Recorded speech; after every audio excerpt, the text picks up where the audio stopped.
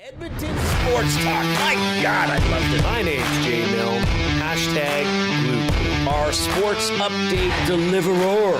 The Coon. I'm Zachary Kubish, and you're up today. You know what, Reid? You might be on to something. All right, here's what's going on in the nest.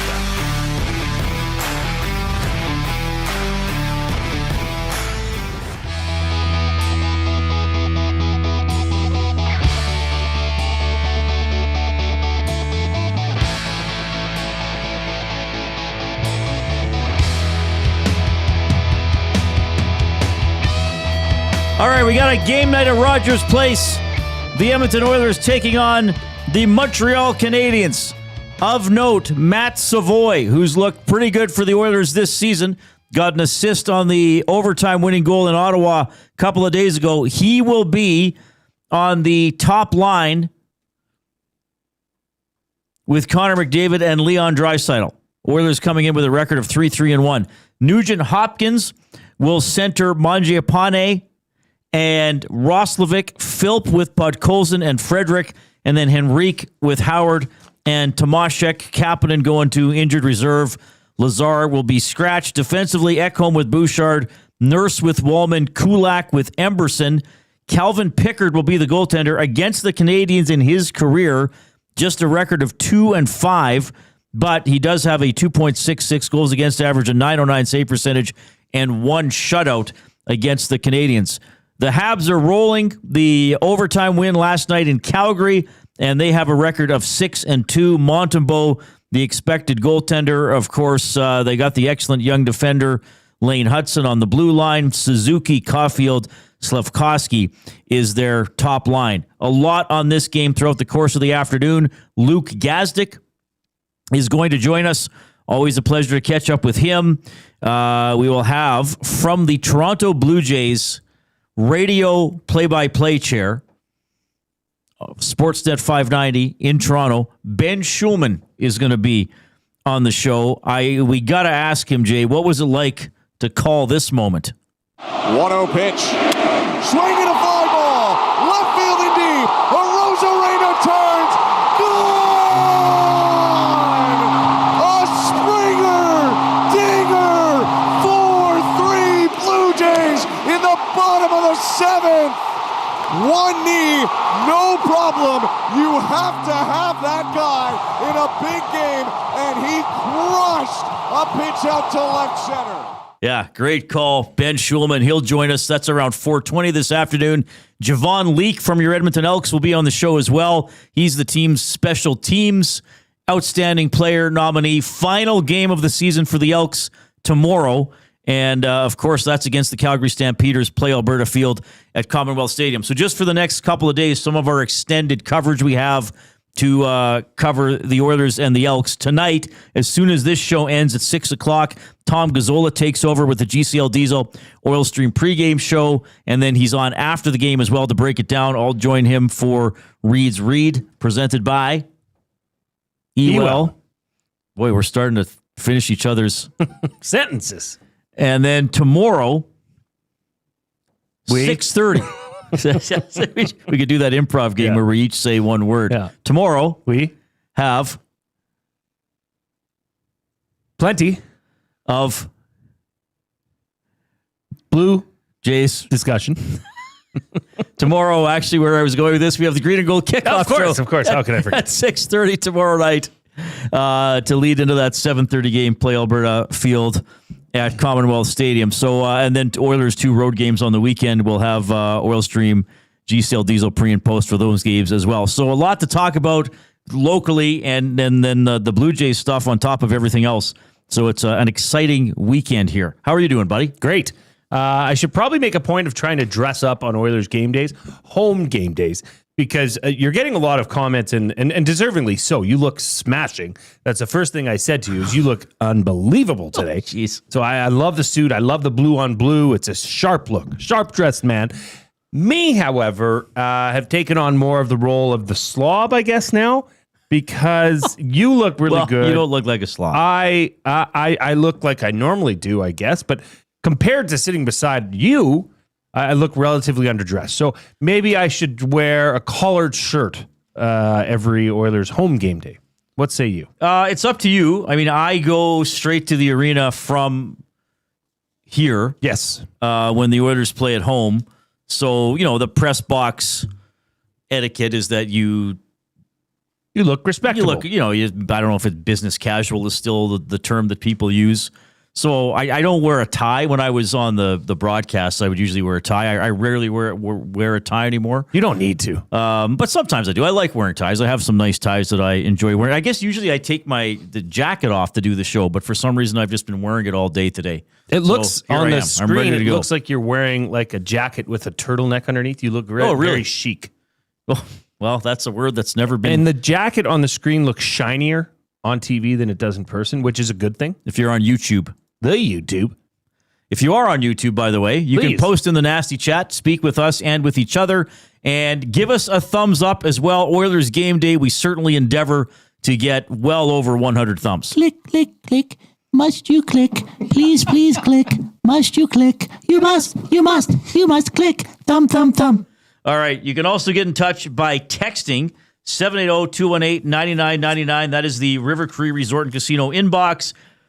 River Cree Resort and Casino, home of Tap 25 restaurant, where the entire menu is 50% off 7 days a week from 2 to 5 p.m. You can email j@edmontonsportstalk.com, reid@edmontonsportstalk.com. Streaming us, you may have us on iHeartRadio, TuneIn Radio, and we encourage you to let other people know where they can find Edmonton Sports Talk, where they can find Dustin Nielsen, Lieutenant Eric, Tom Gazzola, Hernan Salas, Jay, me, all the other great, Gager, all the other great people we have working here. Now, tomorrow, quickly here, you might be late to the show tomorrow. You will be a little bit late. We will see. Okay. We'll see how it's going. We're at a Chamber of Commerce event tomorrow. That is the EST boys. Matthew, Benny, and myself will be down there spreading the good word of old EST.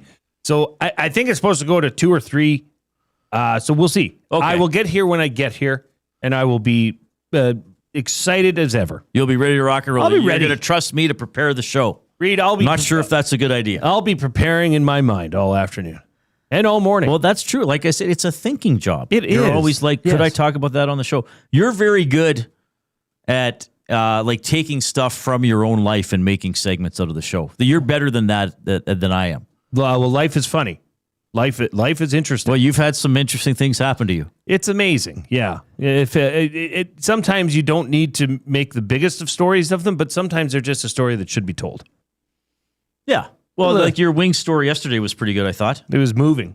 It was. Well, it got people inspired. It did. It did inspire people. We better get going here. We'll want to do the first clue now? Sure. Why not? We're going to give away a $25 gift card to Hudson's Canada's Pub. To win this, you must correctly identify the mystery athlete of the game. And you do this by texting a guess to the River Cree Resort and Casino inbox, 780-218-9999. First correct guess wins, but here's the catch. Maximum 3 guesses per person. And we're going to have a maximum of 5 clues over the next 2 hours and 50 minutes. Okay, so do you want to jump in early? Do you want to budget your guesses? Do it however you want. The first clue is Eagles. And this is all presented by Hudson's Canada's Pub, featuring $10 tankers and $6 tequila shots. Or grab the $23.99 adult Happy Meal, featuring the drive-in burger, fries, choice of beer, and a limited edition hockey puck bottle opener. Yes. Some would call it an adult toy.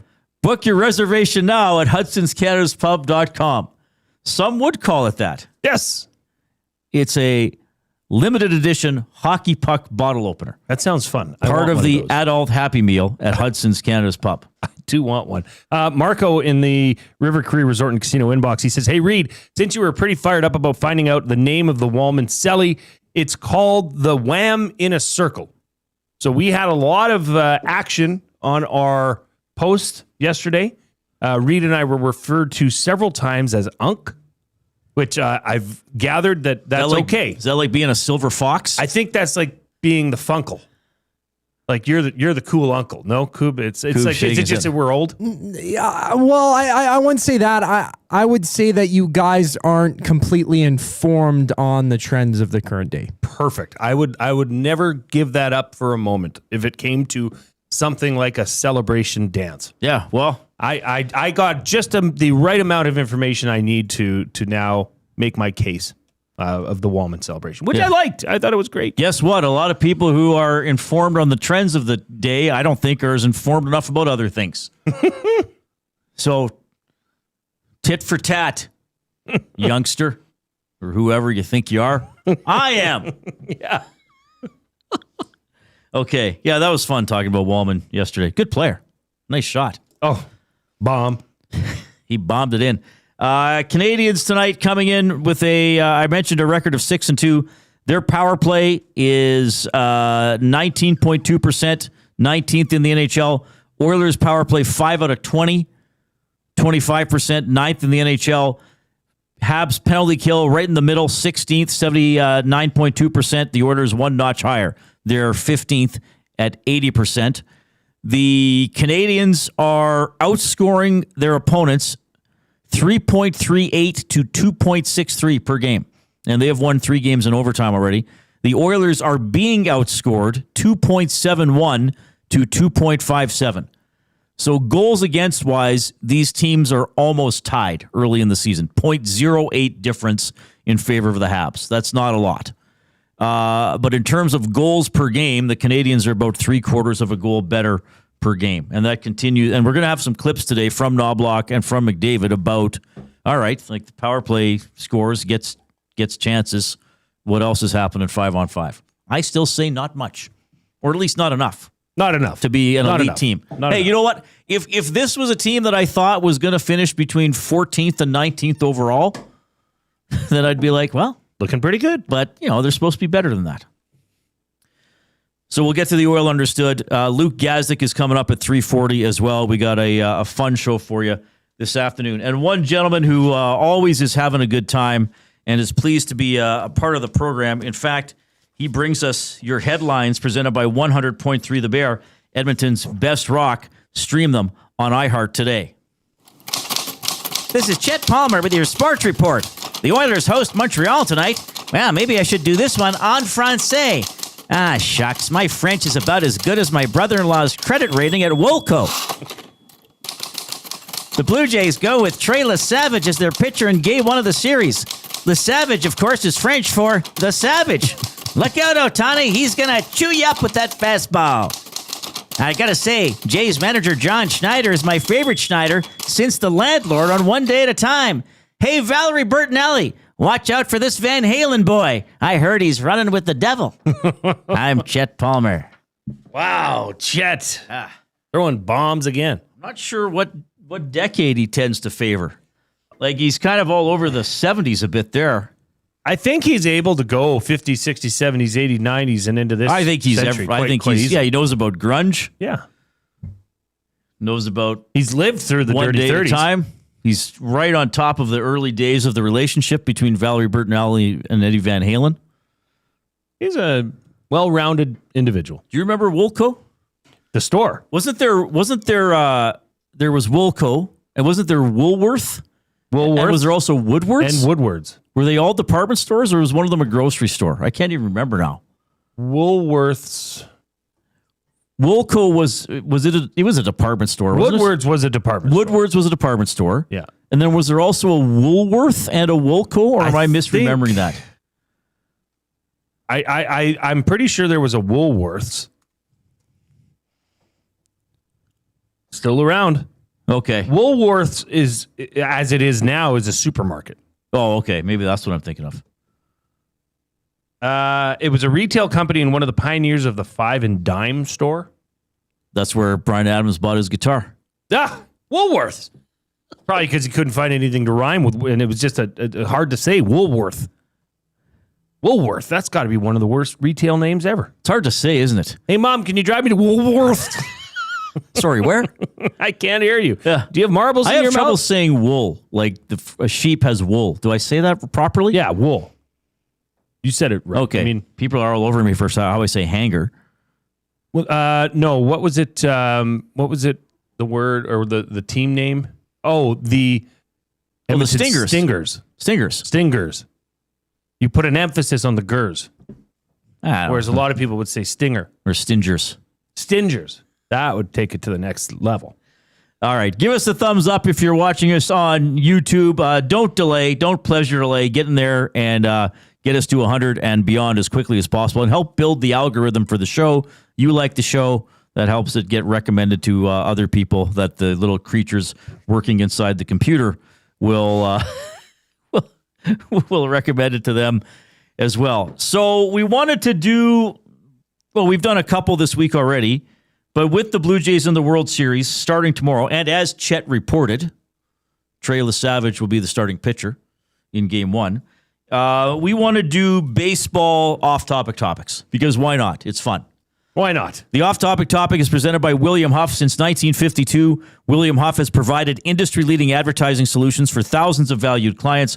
Their unparalleled customer service combined with decades of industry expertise and a desire to make every job the very best it can be is what they call the William Huff Advantage. Visit their website at williamhuff.com or give them a shout at 780-454-4536. So, our question for the off-topic topic is, what would your walk-up song be in baseball? So you're going up to bat. What do you want them playing over the PA as you're announced? Do you want me to just play yours? Give me, yeah, go for it.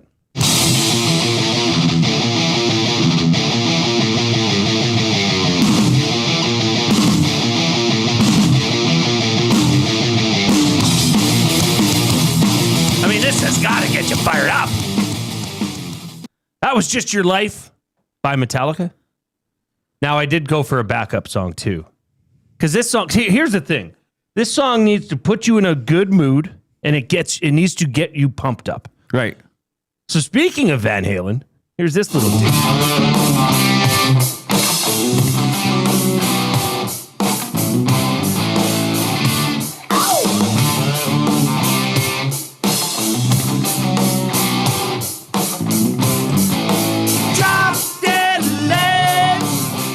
Come on.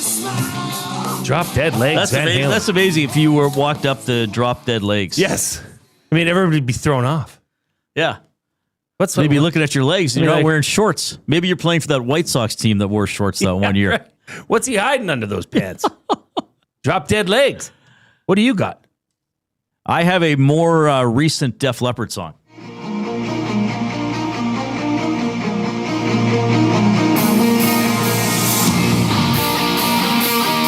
Really good guitar intro. That is Dangerous off their 2015 self-titled album. Just get you ready to go. Yeah, right? That's a really good guitar intro. Yeah, that'd be probably a top 10 Def Leppard song for me. Really? Yeah, and it's one of their newer ones. It's track 2 off their self-titled album that came out in 2015. Huh? Yeah, it's called Dangerous. It's good guitar intro for opening. And I'm like, hey, because as a hitter, I'd certainly be dangerous. You know, the pitcher would be coming up, be like, I better not throw 4 balls. Wilkins will walk. I better give him something to ground out to. Now, do you have 2 arms when you're hitting with the bat? Jeez, that's awful. What do you mean? Well, it's Def Leppard reference. Yeah, I'm not going to one-arm bat because I got a Def Leppard song playing for me. I thought you would, just in honor. If I were in Major League Baseball? Wouldn't it be cool if you did, though? One-arm bat? I guess. Put it out. Well, then I would really frustrate the pitcher if I could get on base. That would be even more. Yeah. Like that would mean a lot more to you and your team. I guess. As a one-arm batter. So, I mean, hey, people can do it. So what would your walk-up song be? Lots of people chiming in. Ken says Thunderstruck by AC/DC. That'd be a classic. Big Uke, Rapper's Delight by Sugar Hill Gang. Guess what? I don't know that one. Should we just play it blindly? No, we shouldn't. We should not do that. We're not going to do that ever again. That was fun, though. Hip, Hop, Hippity by Matt Hyman. By Matt Hyman did the song? A hip, a hop, a hip, hop, a hip. Oh, hip, that's hip. Matt Hyman suggesting it. I don't know what's the words to that song. So send these in, and we'll see if there's a most popular one. You can also suggest you send in wrong answers for Jay and I. Yes. Having walk-up songs. Smith TM14, Big Papa, Notorious BMG, Bronco BMG or BIG? BIG. BMG. BIG. People say I don't know stuff. I know it's Notorious BIG. Bronco Nick, Mine Would Be Separate Ways by Journey. Oh, no way. That's a good one. Someday love will find you. Or you or us, okay. Break the chains that bind you. Yeah, that's good. H.E. Pennypacker, Name of the Game by Crystal Method. But they'd have to cut out the swears. Plumber Topher says the intro to Eruption by Van Halen. Oh, yeah, that's a good one. Tube Socks. I says, I got to go with Sinatra's Bim Bam Baby. Oh, that'd be classic. Especially if you played for the Yankees. Oh, this is a good one. Collingwood Rob, Motorhead, Ace of Spades. Oh, yeah. Yeah, That'd be a good classic. one. That's a good one. That's a good What one. about some Motley Crue, some Livewire action? Livewire? Yeah, I have Livewire time would to be do all that. right, yeah. That'd be a good one. Because your bat's going to come alive, Coop. All right. Keep sending those in. We'll revisit that at various parts throughout the show. Luke Gazdic is going to join us in about 20 minutes. So we're going to do Jay's Play of the Day next. And also we'll dive into the Oil Understood for GCL Diesel. Here's Zach.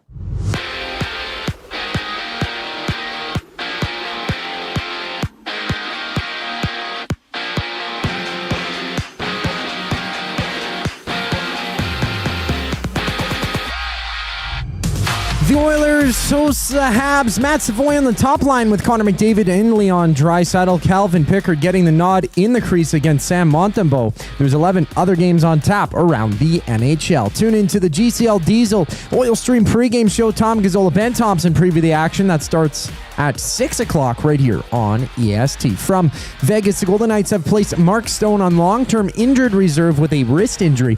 He can return to play November 15th. And in the 6th, the Jays name Tre Savage Game 1 starter for the World Series, which kicks off tomorrow. In other news, Jays manager John Schneider said that there's, quote, a few more boxes to check for Bo Bichette's return.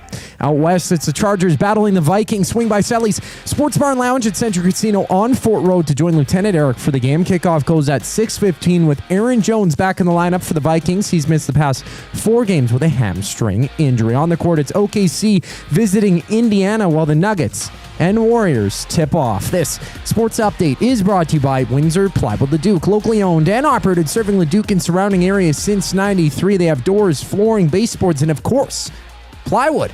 Go see the knowledgeable staff today at Windsor Plywood Leduc. Jays play of the day in the Oil Understood. Up next here on the Reid Wilkins Show. I'm Zachary Kubish, and you're up to date.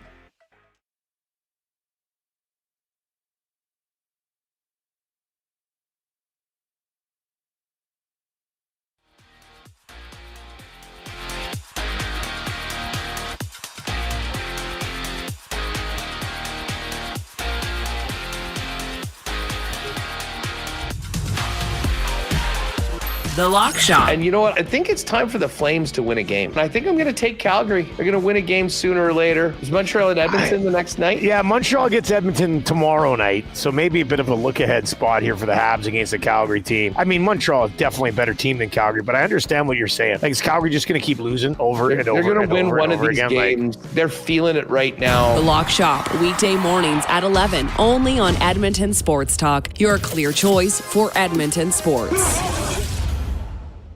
Looking for flooring? Paramount Flooring has it all. Sales, service, and expert installation. With options for every style and budget, open 7 days a week. We've got you covered. Quick delivery and in-stock deals. Plus, EST listeners get 10% off. Visit ParamountFlooring.ca today.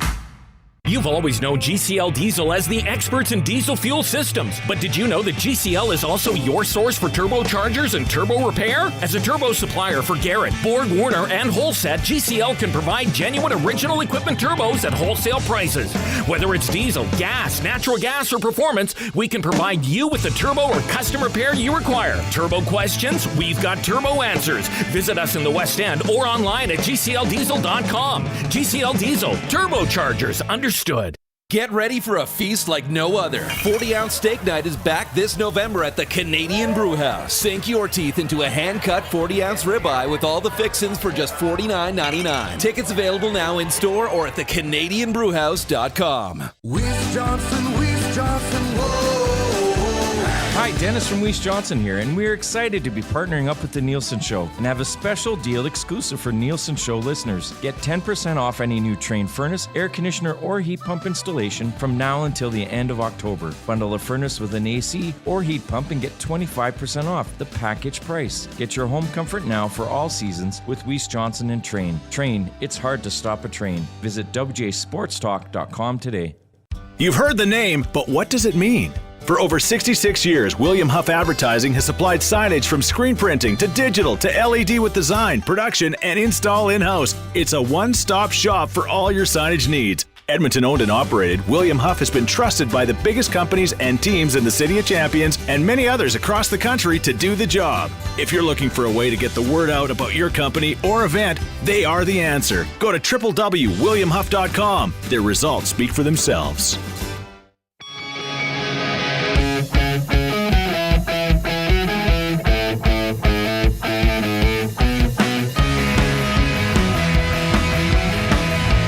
Oh my goodness, we're having a great time here. Jay Milne, Reid Wilkins, Zach Kubish, Chet Palmer still milling around somewhere. Luke Gazdic coming up in about 15 minutes. That'll be fun to talk to him. Deeper dive into the Blue Jays and the World Series with their radio play-by-play voice. Ben Shulman's going to be on the show. Great to connect with him. Javon Leake from the Elks a little bit later on. We got everything that you care about covered on this show. Even your department store, Woolworth, Woolco, Woodward's. The big three, W. That was the big three of the shopping world. It was. Yeah. And of course, our off-topic topic for William Huff. What would your walk-up song be if you were a batter in Major League Baseball? Greg, the sound guy, says Fight Song by the Super Suckers. I don't know that song. Collingwood Rob, wrong answers. War, Why Can't We Be Friends? Our very own Joaquin Gage. Oh, my. It's Raining Men. That is his choice. Plumber Topher says Reed's walk-up song, Barbie Girl by Aqua. I wouldn't mind that one. And Pooley has a really good idea here. This is a good one. Doesn't it have to be LL Cool J, Mama Said Knock You Out? Oh, that's a good one, yeah. That's a good one. That's more for boxing, though, isn't it? Well, I guess it could work. You could knock the pitcher out of the game. Lost Aussie says, my song would be Working Class Man by Jimmy Barnes, Cold Chisel. Reed, you may know of them. They were an Australian band, a little similar vein to AC/DC. No swears in this one, LOL. That's good. Keep those coming in to 780-218-9999, River Crew Resort and Casino inbox, or post in the nasty chat on YouTube. It's Jay, it's play, he's Jay, it's today. It's Jay's play of the day. It's Jay's play of the day. Jay's play of the day. Presented by Play Alberta. You can skip the flight to Vegas because jackpots are just a tap away. Experience all the thrills of the casino right from your phone with Play Alberta. Download the app today and deposit $50 using the EST exclusive promo code EST Casino for a $50 casino bonus. All right, there's a lot of action around the Oilers game tonight. I honestly don't have a good beat on this. If you had to make me make a choice, I don't know that the Oilers will win tonight. That's just my opinion. So I stayed away. Went to the NFL, the beloved Thursday night game, which has the Minnesota Vikings visiting the LA Chargers. Jordan Addison was suspended for the first 3 games of the year. Last week, Carson Wentz targeted him aggressively. He had 9 catches, 128 yards. Wentz was feeding him the rock. Jordan Addison led the Vikings in receptions, receiving yards, and targets. He did not get in the end zone last week. I am saying tonight he will. That is Jay's play of the day. Jordan Addison to score a touchdown that has been boosted quite healthily. Been healthily boosted. Healthily boosted to for the 1,000th time. Yes, there we go. And Woolco Woodwards to plus 223. So that is over at playalberta.ca. Click on sports, click on EST specials. Do not forget, if you haven't yet used the promo codes, there's still 8 days left to use these. EST Sports, deposit 50, get 50. EST 50, deposit 50, get 50 on free $50 sports bets. That's at playalberta.ca. Click on sports, EST specials. You'll find Jay's play of the day there. Jordan Addison to score a touchdown, boosted to plus 223. It's Jay, It's play, he's Jay. It's today. It's Jay's play of the day. It's Jay's play of the day. Jay's play of the day. Now, we often in this segment talk about if yesterday's play hit, but that one's TBD, brah. TBD, brah. For at least a week. Well, at least until Tuesday. No, at least until, Tuesday. Game 4, Tuesday, right? Yeah. Yeah. I think it's going to hinge on tomorrow's game, to be quite honest. You think the winner of tomorrow's game wins the World Series? I do. Okay. I do. There, I said it. Tre Savage pitching, not the Savage. Close enough. Well, Le Savage. Chet would translate it the same way. Yeah, I mean, he was speaking French. He was doing French. Oh. He translated it to the French and then translated it back, I think. Be like, yo, Savage. Yeah, so Rocky would say it. Yeah. Who's pitching for the Jays? Yo, Savage. Adrian! All right. I just had the Jays to win the series, the World Series. That's still up, by the way. You can still get you're on not that. touching. Oddly enough, you're not touching the Oilers game tonight. No, I don't have Do you confidence. think you'll touch the Elks game tomorrow or one of the Oilers games on the weekend when you do it tomorrow? I will not still touch thinking tomorrow about night's Elks game with a 10-foot pole. Yeah. I can assure you of that, people.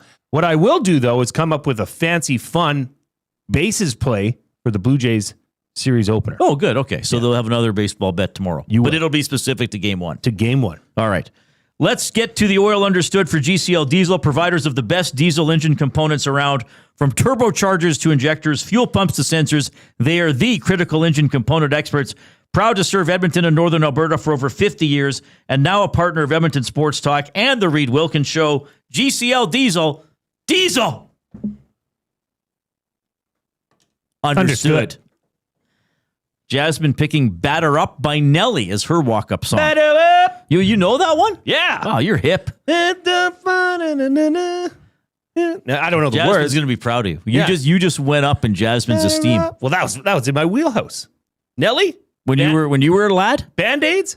Yeah. When you were a lad listening Remember to Nelly used popular to music? wear Band-Aid on his cheek? I do not. Yeah, that was his signature Band-Aid. Oh, cool. Yeah, I still to this day don't think he actually had anything of an ailment underneath there. I think it was just a fashion You don't think statement. he'd cut himself shaving? It would be really, that would be amazing if he just, damn it, every day. I just can't get a Huge spot. pimple under there or something like that. Mm-hmm. So the Oilers will play the Montreal Canadiens tonight. It's always fun when another Canadian team comes to town, and certainly a lot of chanting specifically to do with the Canadiens and the Maple Leafs. So we'll have the Go Habs Go in response to the Let's Go Oilers tonight. Canadians are looking good. They are 6-2. They play with a lot of gumption. The word I've been using this fall, often saying that that's something the Oilers lack. Matt Savoie will, start the game on a line with Draisaitl and McDavid, we assume, based on the morning skate. Here's head coach Chris Knobloch on putting the Savoie to the top line. He's been making a lot of plays, and he's making his plays because he's been moving his feet. I think he's very skilled and can see the ice really well. But as well as you see the ice, if you're standing still, things get closed in on you in a hurry. And last few games, especially the game in Ottawa, saw him make some plays coming off the wall and just moving his feet, opening up ice. And felt that wanted to change it a little bit. Nothing against Podkolzin. Podkolzin's a tremendous player. I think he'll give us even more playing with Philp and Freddie right now. But just wanted to give Savvy a little opportunity here. Well, I think well-deserved for him, and I'm always the first one to say pro sports isn't fair. Players don't always get opportunities they deserve, or teams don't always get wins or losses they deserve. I will say this about Savoie. Now, his point total is not sexy because it's 1 in 7 games. That's not very many. But you got to have a role. You got to have an identity. Mm-hmm. To me, he has some speed. He's in the right spot. He checks. I mean, even though he's not the biggest guy in the world, that it hasn't been a detriment. He got really close to scoring a couple times against Ottawa. He's had a couple of other good scoring opportunities. I mean, he's had. I know you have to put the puck in the net, and 0 goals is 0 goals. But he's he's had more scoring opportunities than some players who you would expect to have several scoring opportunities this deep into the season. So, yeah, put him up there. See what he can do. I mean, he's in the right spot, and he seems to be an intelligent player.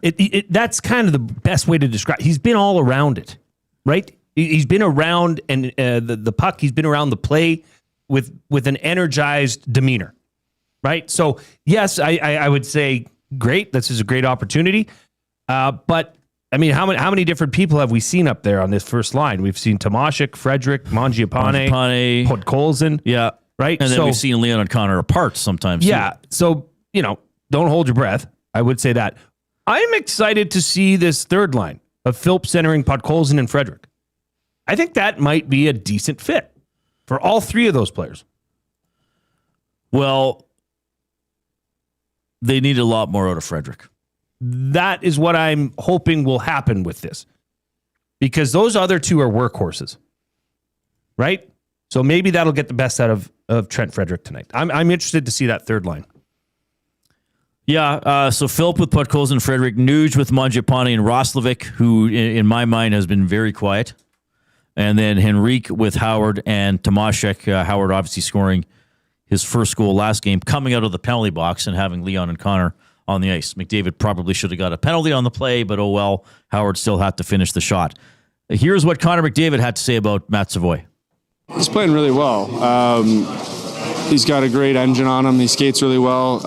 As you said, with a little bit of luck, he scores one or two last game, and he's off and running. So, but he's playing really well. He's dug in defensively. He's done a great job on the penalty kill. Done everything that's asked of him. So that offensive side will come. Well, but I think this is the thing that, again, life ain't fair, pro sports ain't fair, but maybe Knobloch is saying, okay, the guy who's been willing to do the grunt work and has an offensive history from junior and the minors gets a chance, is going to get a chance. Because I'm going to assume he'll keep doing the grunt work, and now I give him an opportunity to get some points playing with these guys. That's the best case outcome from this. Now, offensively, the Oilers haven't had a lot of best case outcomes this season, so we'll see. But I think that's kind of the message the coach is sending.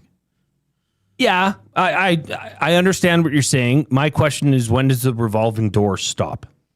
If this line gets a combined 3 points, 2 goals, or whatever, has a decent game and contributes to the Oilers winning in a bigger than normal role, right? Do you see the same line rolled out? Well, I would hope so.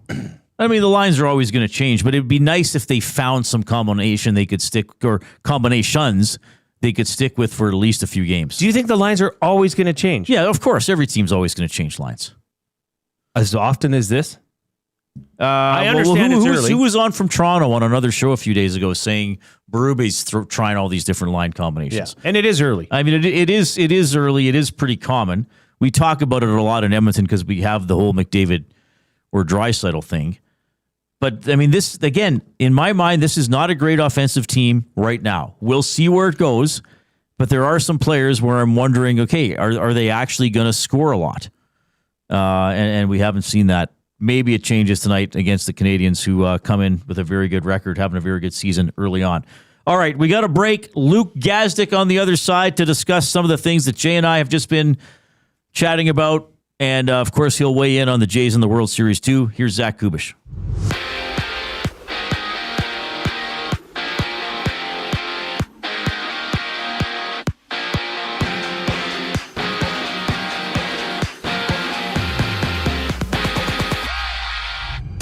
The Oilers host the red-hot Canadians. Matt Savoie slotted on the top line alongside Connor McDavid and Leon Draisaitl. It's Calvin Pickard in net for Edmonton against Sam Montembeault. Catch the GCL Diesel Oil Stream pregame show. Tom Gazzola, Ben Thompson go live at 6 o'clock to tee up the game right here on EST. Elsewhere, the Lightning and Blackhawks face off. The Bruins and Ducks go at it while the Flyers take on the Sens. And in Vegas, Mark Stone is off to long-term injured reserve with a wrist injury. His earliest return date for the team is November 15th. For the Blue Jays, Trey Savage has been named the Game 1 starter for the World Series, which gets going tomorrow. Blake Snell countering for the Dodgers. And ESPN has announced that Logan Wilson of the Bengals has requested a trade And Thursday Night Football, it's Vikings and Chargers going at it. Watch the game alongside Lieutenant Eric down at Sally's Sports Bar and Lounge at Central Casino on Fort Road. Minnesota activating Aaron Jones for the game. He comes back from a hamstring injury that's kept him sidelines for the past 4 games.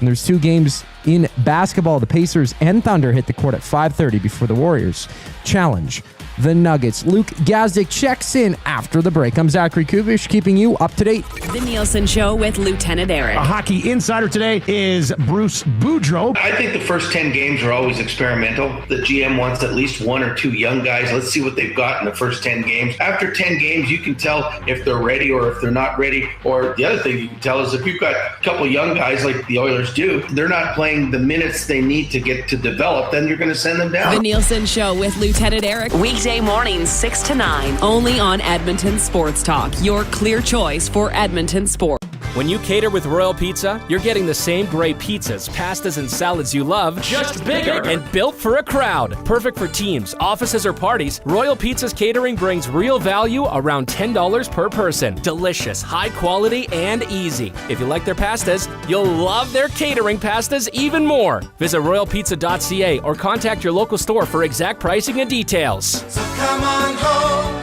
Royal Pizza, still making it great. When gambling, set a budget before you play. Stay informed and visit GameSenseAB.ca to learn how. Remember, if you gamble, use your game sense. River Cree Resort and Casino proudly welcomes one of today's hottest country stars, Dallas Smith. Love you like a man. CCMA award winner, countless chart-topping hits. Dallas Smith, November 1st in the venue. How do you miss me? Yeah. Baby, how do you miss me? Hurry, get your tickets now at rivercreeresort.com. River Cree Resort and Casino. Excitement. Bet on it. Since 1952, William Huff has been the heartbeat of Edmonton's advertising world. From humble beginnings to a citywide powerhouse, we've been the go-to for signage from print to design and installation. Partnering with Edmonton's top sports franchises and major events, we've helped shape the city's global reputation. Our secret? Unmatched customer service, decades of experience, and a passion for excellence we call the William Huff Advantage. Visit us online at williamhuff.com.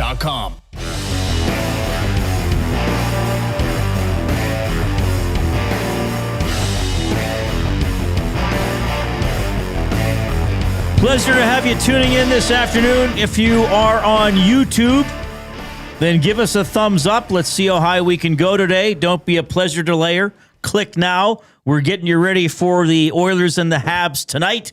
We're getting you ready for Game 1 of the World Series tomorrow. We'll have a little bit on the Edmonton Elks game tomorrow against the Calgary Stampeders as well. Final game of the season for the Elks. Let's go to the Oil Country Towing video hotline. Oil Country Towing, Edmonton's most trusted 24/7 roadside rescue team. Fast, safe, and reliable for over 15 years. Whether it's game day or a snowstorm, we work as hard as your favorite team to get you going.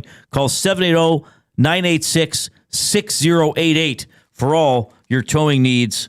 It is our friend Sportsnet's Luke Gazdic. Hello, Luke. What's up, guys? Oh, Reid, love the hat, buddy. Maybe I should I follow suit here? Let's go. There we go. We both have Blue Jays hats. Oh, I'm left out now. Jay, I'm sorry you're left out.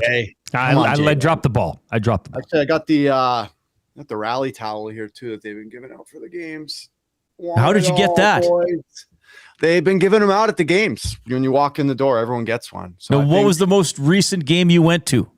I was at Game 6 of Seattle. So I went to Game 2 and 6 of Seattle.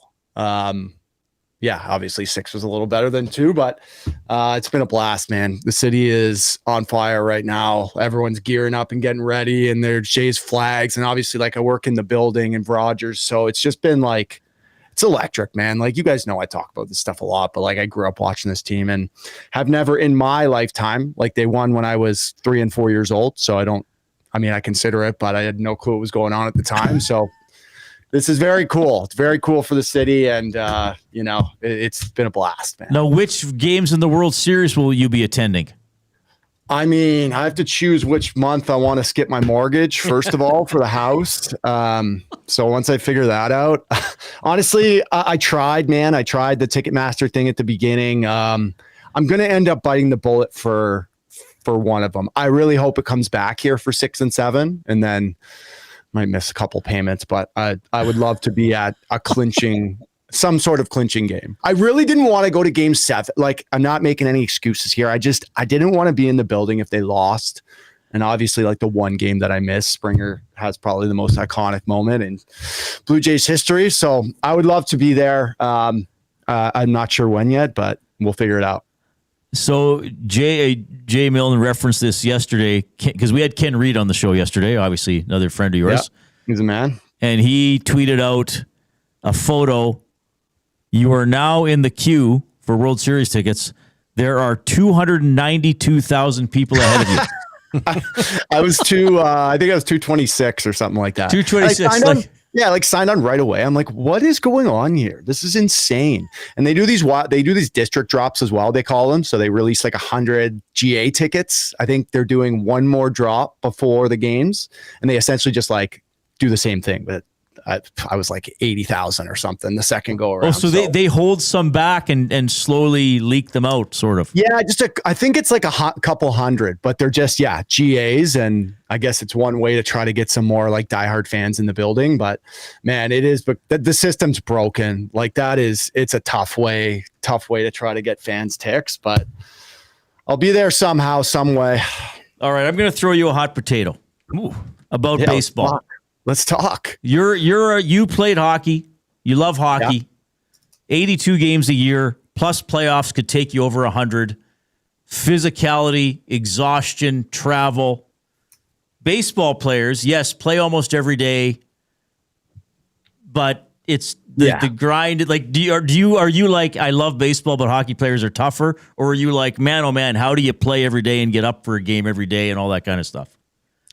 I mean, I'm not going to lie. I think the mental grind would be hard, man. Like every single day. I understand it's not as physically exerting on your body, but I mean, look at Josh Naylor for Seattle. Like that's an athlete right there. Like if Josh Naylor can go yard and make all these plays, I think they're doing all right. Honestly, I know what makes hockey players so damn tough, playing through a lot of stuff. But I got to tell you, this Blue Jays team, man, I watched Ernie Clement take one off the knee a couple months ago and then steal a bag 20 seconds later.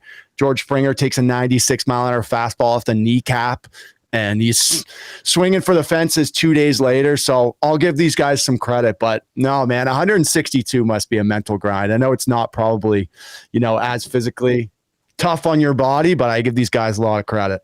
All right. Well, it's going to be fun. Luke, we'll get to some hockey here. Okay, everybody just relax. This is big, man. Like, I know. Also big.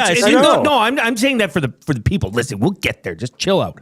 Luke, so you're setting up, you're getting ready. Like, if you're not at the game, is this something where for you want to be alone in your house watching it so you can say whatever words you want to say and react however you, or is this more of a group participation? You want to get together with, the friend group or go to a bar? Like, how do you consume Blue Jays games with this much on the line? Yeah, it's the last place I want to be is at a bar around a group of people. Game 7, I was in my living room in the dark on the ground, pretty much. I fell to my knees after Springer hit it. All the lights were off. It's dark. But I honestly, I like being by my, that's how I wanted it though. Like I said, like I didn't necessarily want to be in the building. No, I love being at home. Comfort's my own home. I think Dan and Buck are doing a great job. Like, I've loved Buck for a long time.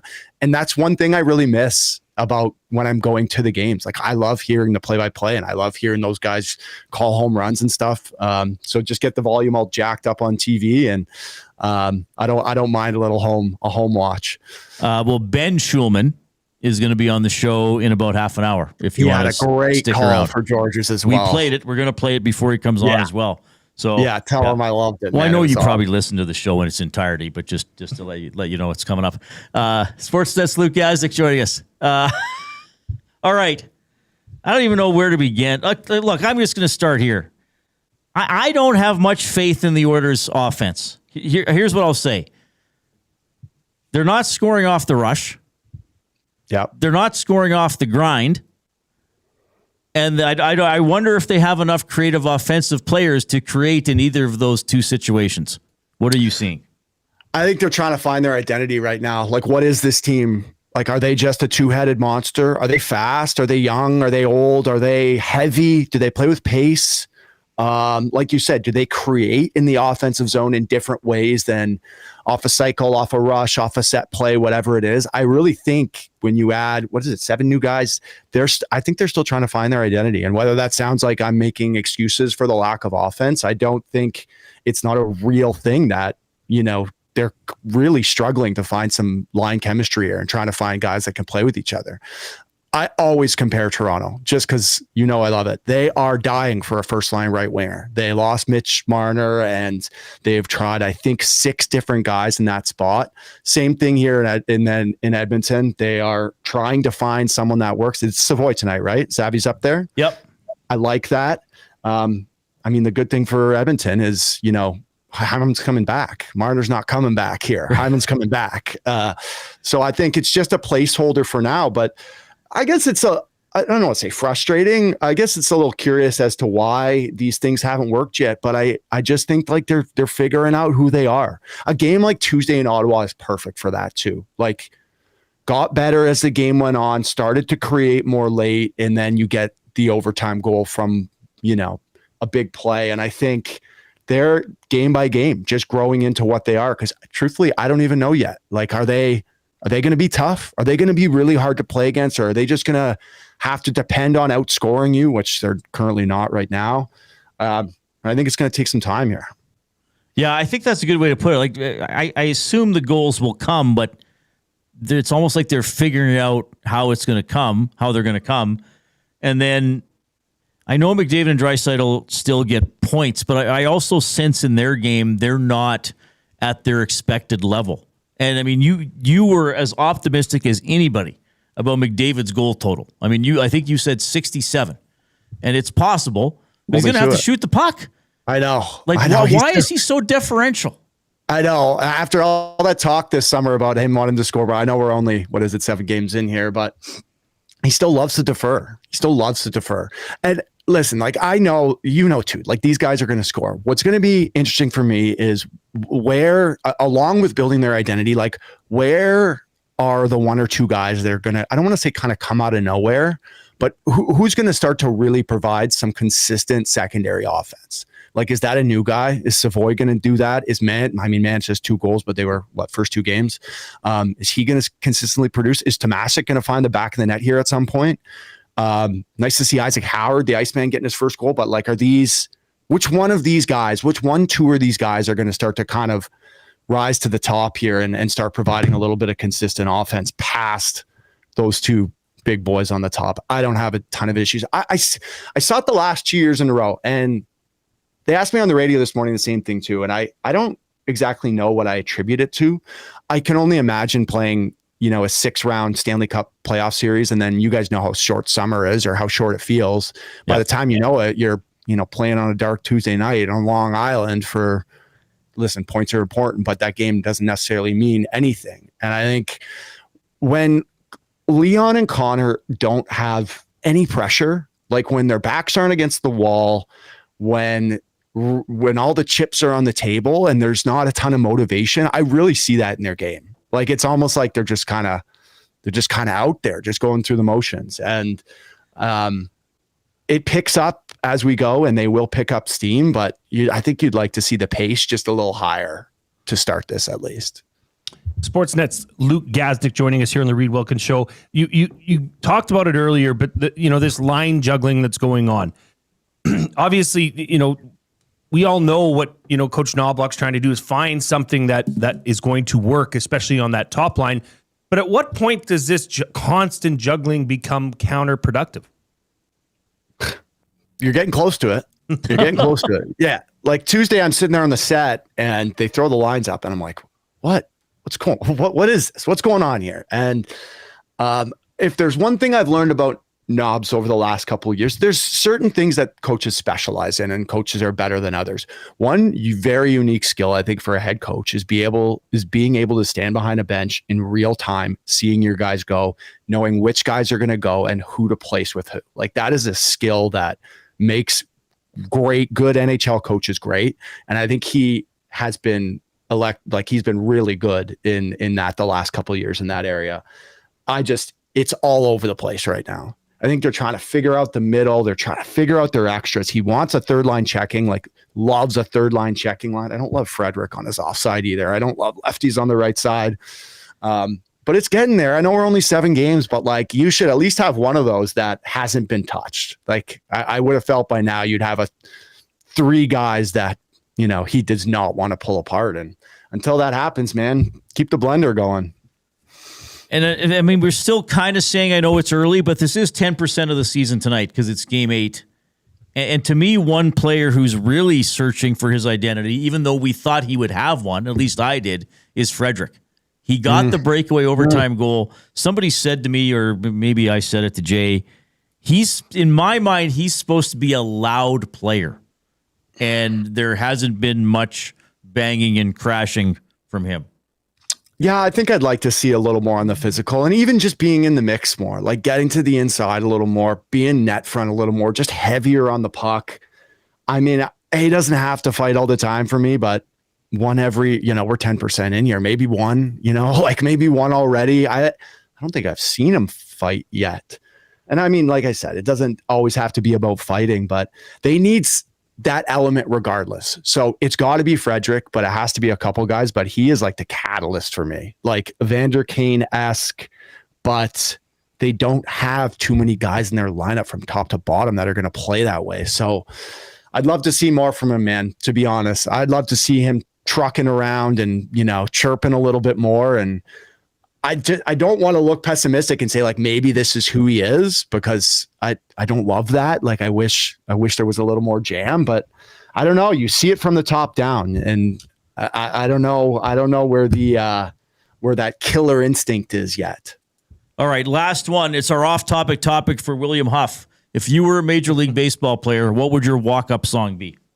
Okay, so I had one for the longest time, and then I'm at the Jays game this year, and Tyler Heineman walks up to it. He changed his song. It was Edge of 17 by Stevie Nicks. Oh, nice. Ooh. And I hear the little strumming of the guitar while I'm at the thing, and I'm like, man, I got to get a new one now. So I don't have one. Maybe Renegade by Styx. Nice. I love me some 80s hair rock. And I've been listening to a lot of Styx lately. On the way to the studio yesterday, I was just crushing Styx. So maybe it's that. But yeah, Tyler Heineman stole my Edge of 17. Not to say that I can't use it if I ever walk up to an MLB plate, but I'll go with Styx for now. All right. That's a pretty good pick. Luke, love having you. You'll be on the Nielsen Show with Dusty and Lieutenant Eric next week. Back with us in a couple weeks. Enjoy the World Series. Enjoy the Oilers journey through the early parts of the season. Great having you, buddy. Talk to you soon. You guys rock. Go Jays. Luke Gazdic. I wore the hat for him. If you're not on YouTube, I got the Blue Jays hat on. I'm having computer issues again, by the way. I don't know what's happened.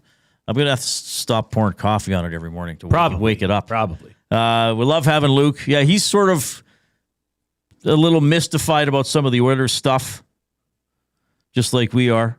But he also said, all right, maybe they're still figuring some things out here early in the season.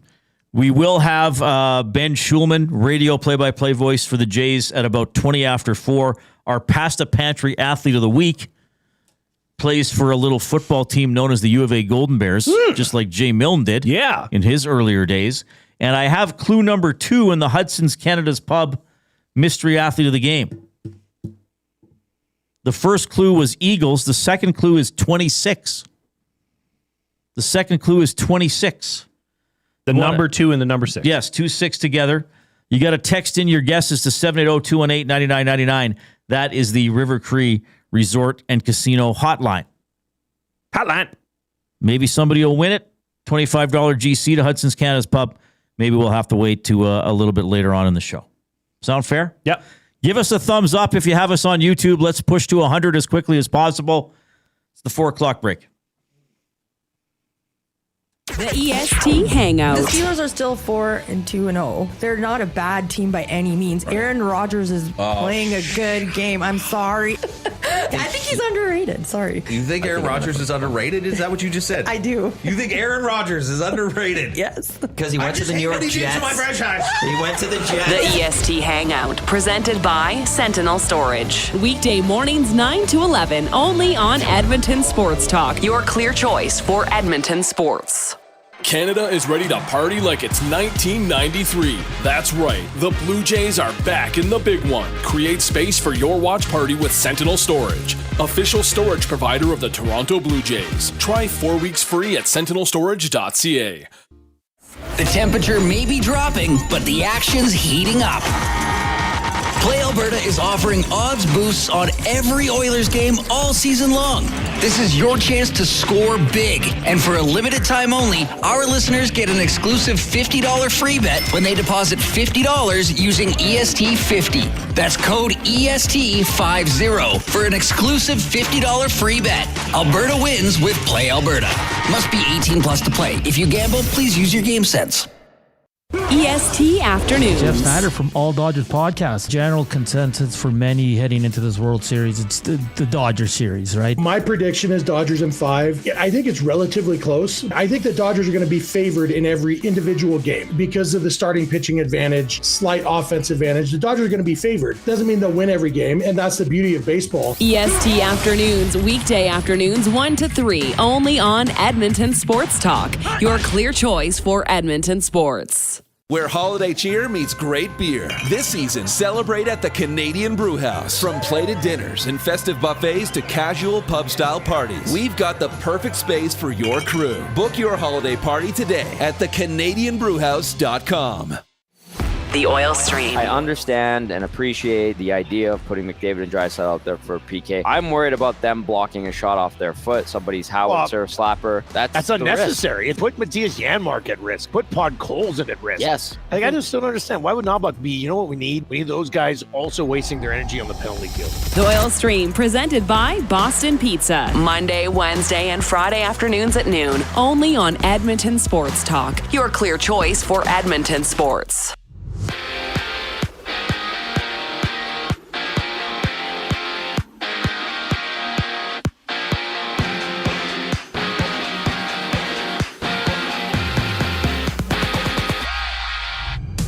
From Edmonton, the Oilers and Habs drop the puck. Calvin Pickard in between the pipes against Sam Montembeault of the Canadians. Join Tom Gazzola, Ben Thompson for the GCL Diesel Oil Stream pregame show. Coverage starts at 6 o'clock only on EST. 11 other games in the NHL tonight. Vancouver visiting Nashville. The Kings and Stars hitting the ice while the Hurricanes look to roll the Avalanche. And in Toronto, Trey Savage has been named as the Game 1 starter in the World Series, which kicks off tomorrow. And according to ESPN, Logan Wilson of the Bengals has requested a trade from Cincinnati, while in LA, the Vikings and Chargers hit the field. Aaron Jones being activated for Minnesota in his return from a hamstring injury. Catch the game at Sally's Sports Bar and Lounge at Central Casino on Fort Road to watch alongside Lieutenant Eric. Kickoff for that one is at 6:15. Over to the NBA, there's a pair of games tonight. Golden State hosting Denver, while OKC plays host to Indiana. I'm Zachary Kubish. That was your Sports Update. Hour 2 of the Reid Wilkins Show starts right now.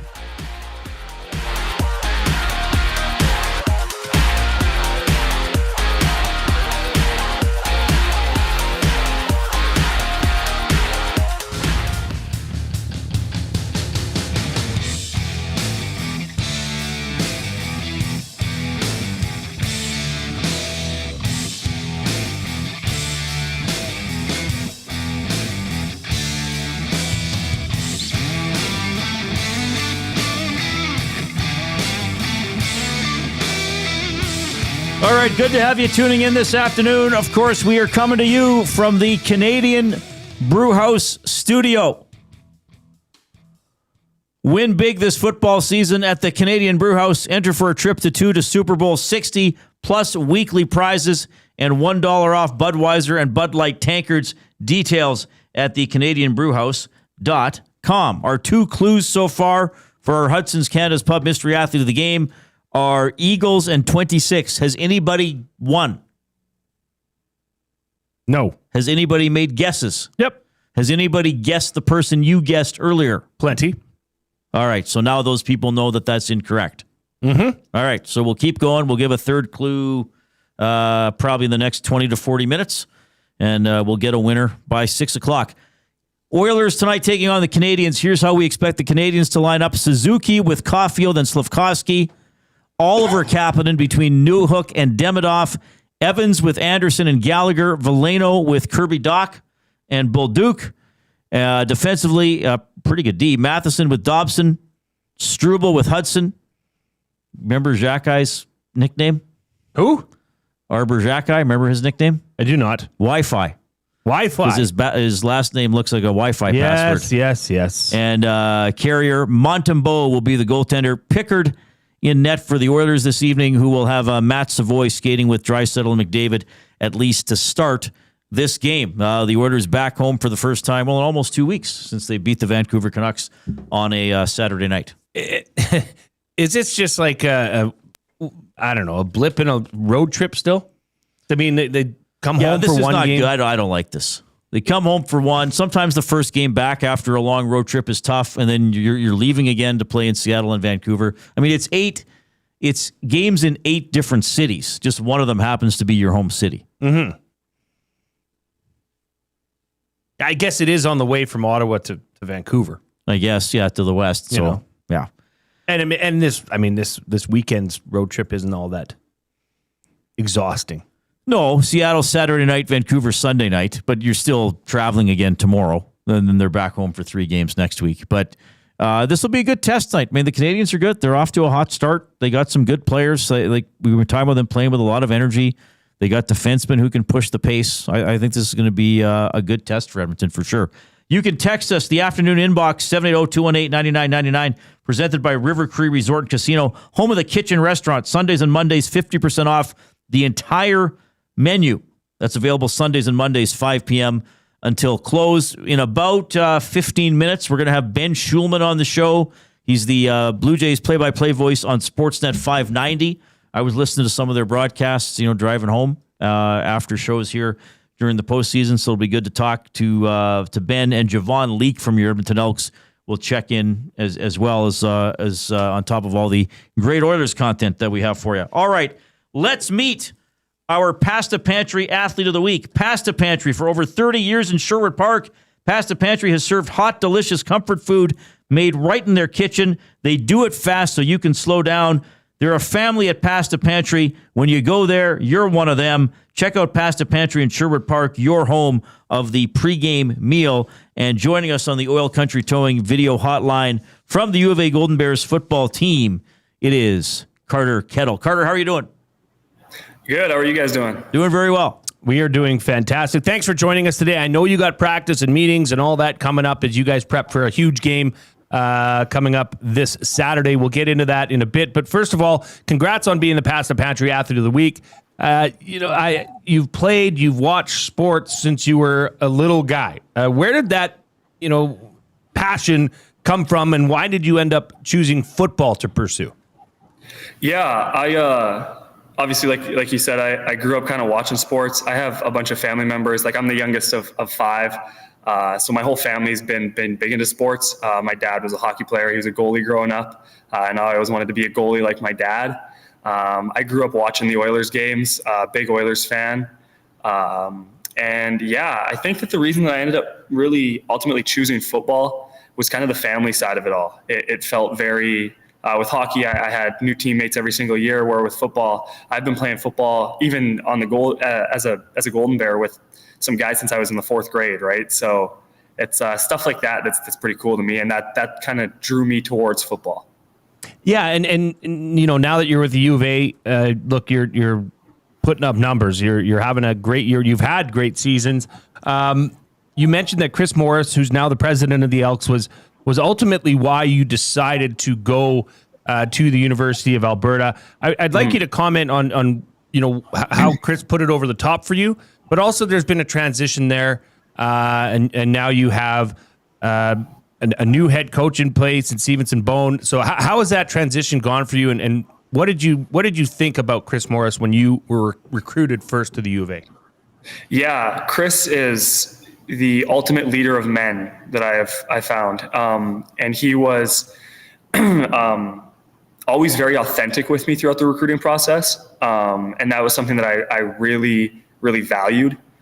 He was never kind of like a hoorah guy. He was always very, very clear on what he wanted and what he's seen in me as an athlete, and what he thought I could develop into as an athlete. And that was a big, big part of the journey, was somebody that trusted me, somebody that bought in to me as an athlete.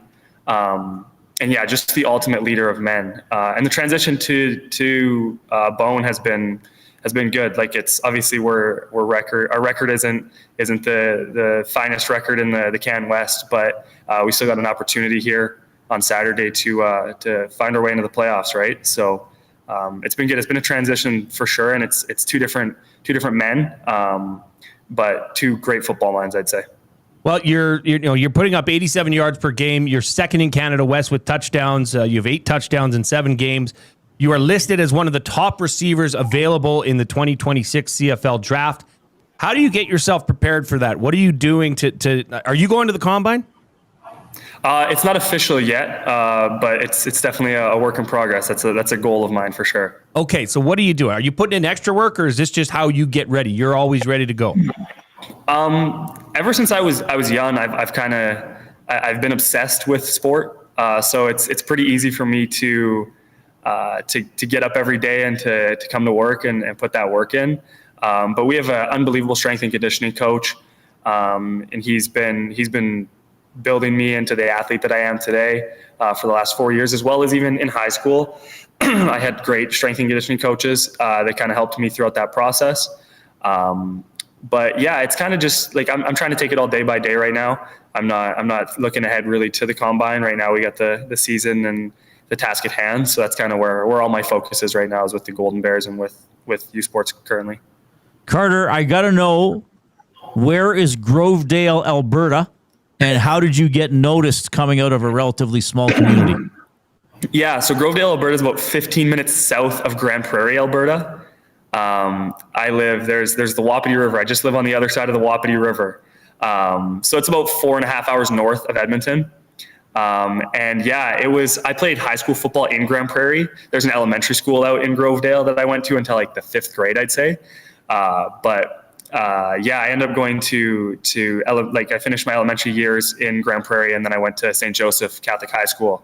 And there's been a bunch of guys that have come out of there, and actually came to the U of A as well. I was one of 5 in my grad class. So, has anybody from Grovedale ever played professional sports, like an NHL player, another CFL player, which potentially you are? There was an NHL player. Oh my gosh, I'm blanking on his name right now. His last name was McCausland. He was born out of Grovedale, and he was raised in Grovedale, and his whole family still lives out in Grovedale, or did live out in Grovedale for a long time. And yeah. Darren McCausland. There he is. Darren McCausland. Yeah. There it is. Okay. Awesome. I think it's his brother that was the one that actually ran all of the hockey stuff out in Grovedale. And I grew up playing hockey out in Grovedale. So. Oh, nice. Okay. Yeah. So Carter, now that you're the Pass the Pantry Athlete of the Week, you got a big weekend. You need a win over Calgary, and a little help from Regina with a win over UBC for the Golden Bears to make the playoffs. My simple question to you is, does Carter Kettle go off on Saturday down in McMahon? I'm willing to do whatever it takes. I've been a big with all the quarterbacks this year. If it's no targets all game and we find a way to get it done, then that's okay. And if I got to have 9 catches and 200 yards and 4 touchdowns, and so be it. Well, let's hope for the latter, and maybe you can throw in another a passing touchdown like you did earlier in the season on that trick play. Carter, fantastic. Thank you for taking time. Go get to your meetings. You are the Pass the Pantry Athlete of the Week. You've won a $25 gift certificate to Pass the Pantry as well. When you go there, make sure you get your custom Pass the Pantry Athlete of the Week hat. And you know what? Go get them dinos, man. Go get them. Hate the dinos. Hate the dinos. That's the words. Yeah. All right. Thanks, Carter. Thanks so much for having me, guys. I really appreciate it. All right. That was Carter Kettle, your Pass the Pantry Athlete of the Week. Wonderful young man. Having quite a season. I from what I understand, that fella should make it into the CFL. Yeah, I would say remember that name if you're out there listening or watching right now. And if you're not on YouTube, kind of a cool spelling of Kettle, Kettyle. So file that one away. I mean, having a great season with the Bears, and I wouldn't surprise me if he's in the Canadian Football League in the next couple of years. So very well that's spoken cool. young man as well. Nice guy. Like he's been with the Bears program through a lot of change. Really well spoken. Yeah, and he's coming out on top. So I love the small town stories. I looked up Grovedale. According to Wikipedia, at the last census, 138 for the population. So he went to elementary in Grovedale and then high school in GP. But that's a really cool story. That's a really cool story. Good for you for tracking him down. Well, yeah, he's a heck of an athlete. All right, he's got a close place in my heart. Well, he is a Golden Bear. You're a former Golden Bear. Well, and we are into youth sports. Q and Concordia. So I can imagine us seeing a few more local athletes of that age joining us here for Pass the Pantry Athlete of the Week. And if you want to nominate somebody, email J at edmontonsportstalk.com or go on our website and look for the submission form there. Just scroll down and use the general submission form and indicate that you're nominating someone for the Pass the Pantry Athlete of the Week, who will join us now on the Oil Country Towing video hotline, which is pretty cool. It's going to be really cool to have our next guest on the show because he has his voice attached to one of the biggest moments in Blue Jays history. He's the play-by-play voice for the Blue Jays on Sportsnet 590, Ben Shulman, when we get back.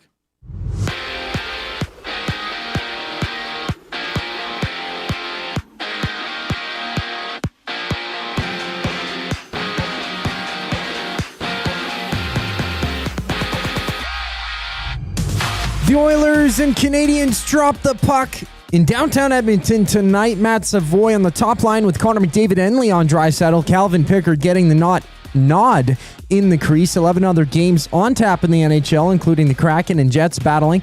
The Mammoth challenging the Blues while Nashville takes on Vancouver. And in Vegas, the Golden Knights have placed Mark Stone on long-term injured reserve with a wrist injury.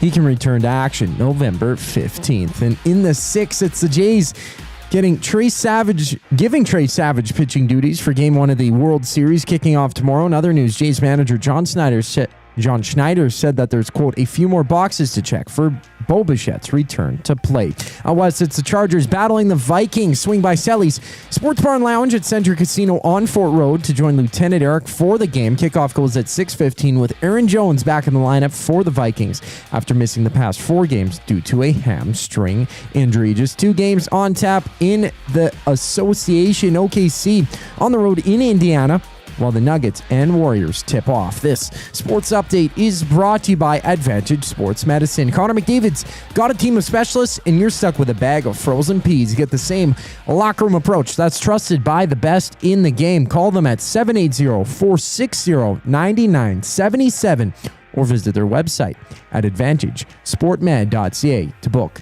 an appointment today. Ben Shulman, the radio play-by-play voice for the Blue Jays, checks in next on the Reid Wilkins Show. I'm Zachary Kubish, and you're up to date.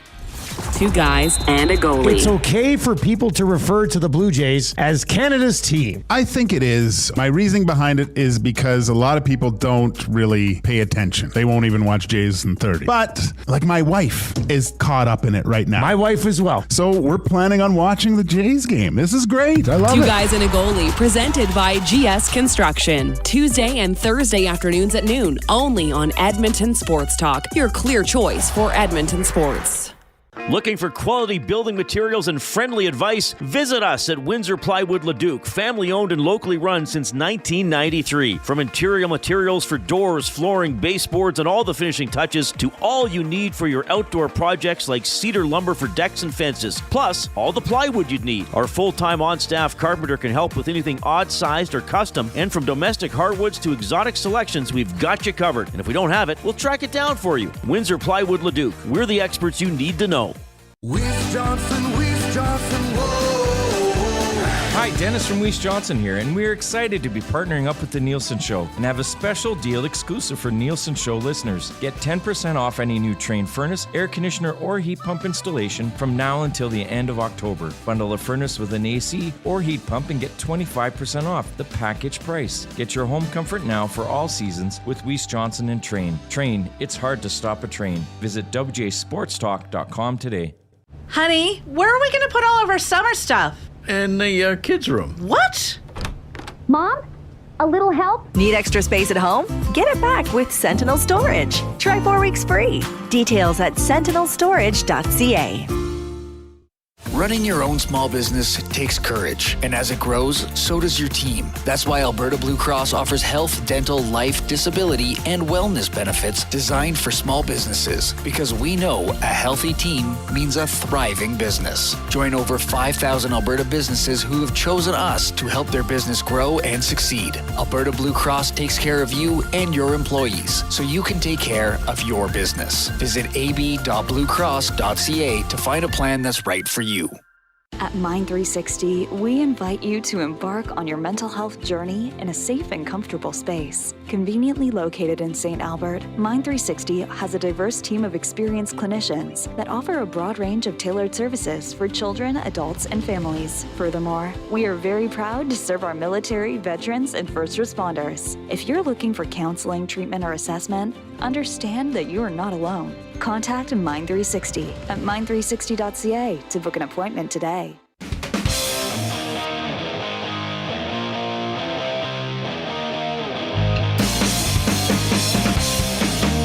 Oilers Canadians tonight at Rogers Place. Going to be a fun environment for that game. Your expected goaltending matchup, Pickard against Montembeault.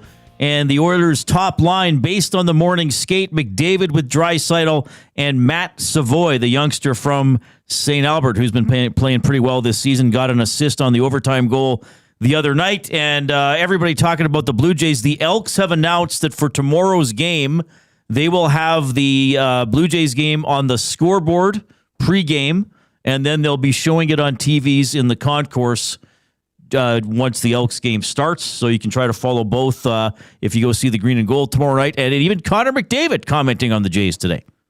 Such an exciting Game 7. Obviously a great hit there. So really excited about the World Series. I think all Canadians are. Kind of unique. You know, I saw it with the Raptors, obviously, when they won. And obviously now, you know, MLB in the NBA, like only having one Canadian team, it kind of brings the whole country together, which is special. You know, that's what sports is supposed to do. It's supposed to bring people together, and it's fun to see everybody come together to support the Jays and the amazing run they've been on. Yeah, pretty amazing. And one of the amazing moments happened the other night as we go to our voices of the game for Windsor Plywood Leduc, locally owned and operated since 1993. We're more than just plywood. We offer everything from doors and flooring to decking, fencing, and custom millwork. With a huge selection of hardwoods and knowledgeable staff, we're here for all your DIY needs. Windsor Plywood Leduc, the experts you need to know. 1-0 pitch. Swing and a fly ball. Left field and deep. A Rosarena turns.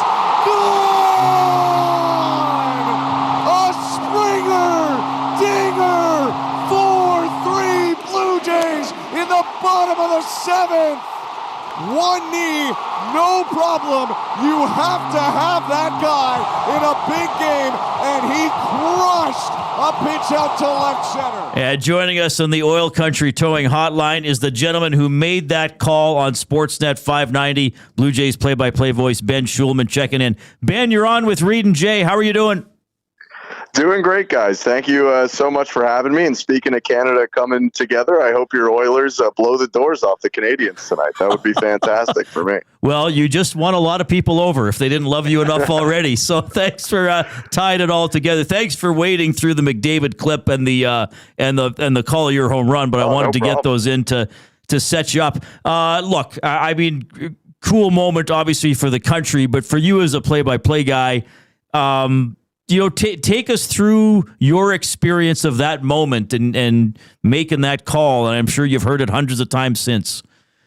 Yeah, I mean, just a ridiculous moment. You know, they make the pitching change, and we're sitting there, and I think both Chris and myself in the booth felt like this is a good spot. Second and third one out. All you need is a Springer base hit and the game could be tied. And that's kind of where our minds were. And so you might recognize almost like just a bit of shock in the call, because I wasn't sure George Springer was healthy enough to do what he did. And then he hits it in the air and it all kind of flies out of me from there. There wasn't too much thinking of it, but one thing that I try to do in the big moments is keep it simple if possible. And, I've said Springer dinger a handful of times this year, so I felt like on his biggest one of the year, it felt like it needed it again. But, just happy that moment happened, that those who were fortunate enough to be there could see it in person, and everyone around the country could watch it, because that was all time, to be honest. Yeah. So how do you know how many times? I assume you're doing a ton of radio like this. I mean, you were very generous with your time getting back to me yesterday. We should credit Rogers, I guess, for that audio. But how many times have you heard that? In the last few days? The last couple of days, if I had to make an estimate, I would say 15 to 20 times. I haven't necessarily sought it out, but you go online and it's like, here's every call of this big play, or you go watch the highlights of the game and it might be on it. So, I was fairly happy with it overall. So I was happy to hear it again. Okay. So what happened today? Because when you communicated with me yesterday, you said, I'd love to do your show. I just got to make sure I'm done my real work. I've been through kind of a Grey Cup media day here in 2018. And obviously I've been lucky enough to cover the last two Stanley Cup finals. But what was it like for the media today with the teams and managers and all that kind of stuff? Yeah, so it started as a normal day. You go there and you're in the press conference room, and John Schneider came in and did about 15, 20 minutes with the media at large. Where it changes for the World Series is in between that and Trey Yesavage doing the same thing. He also went to the podium in front of everyone, which was pretty standard for the playoffs, about an hour and a half later. But in between that, you step into, they've taken this area of kind of the hallway where some of the luxury club access stuff is, and you would access some of the bars underneath there. And they've set up a podium for every player, first with the Blue Jays and then later with the Los Angeles Dodgers. And in part because it's the World Series, but in part because it's the Dodgers, it's just like a madhouse. It's podiums of every player, and there's hundreds of reporters, piles around different guys, little desk areas or table areas of 10, 20, 50 reporters. If you're Vladimir Guerrero Jr., microphones in their faces and cameras close to them. A day where I'm happy I don't have necessarily a deadline for quotes like a writer does, because it was hard to hear some stuff at times. But you go around here, every type of question from, something very related to trying to beat the Los Angeles Dodgers to something, about a guy who loves playing chess, and they're asking him about his, how he fell in love with that, people's favorite music and all that kind of stuff.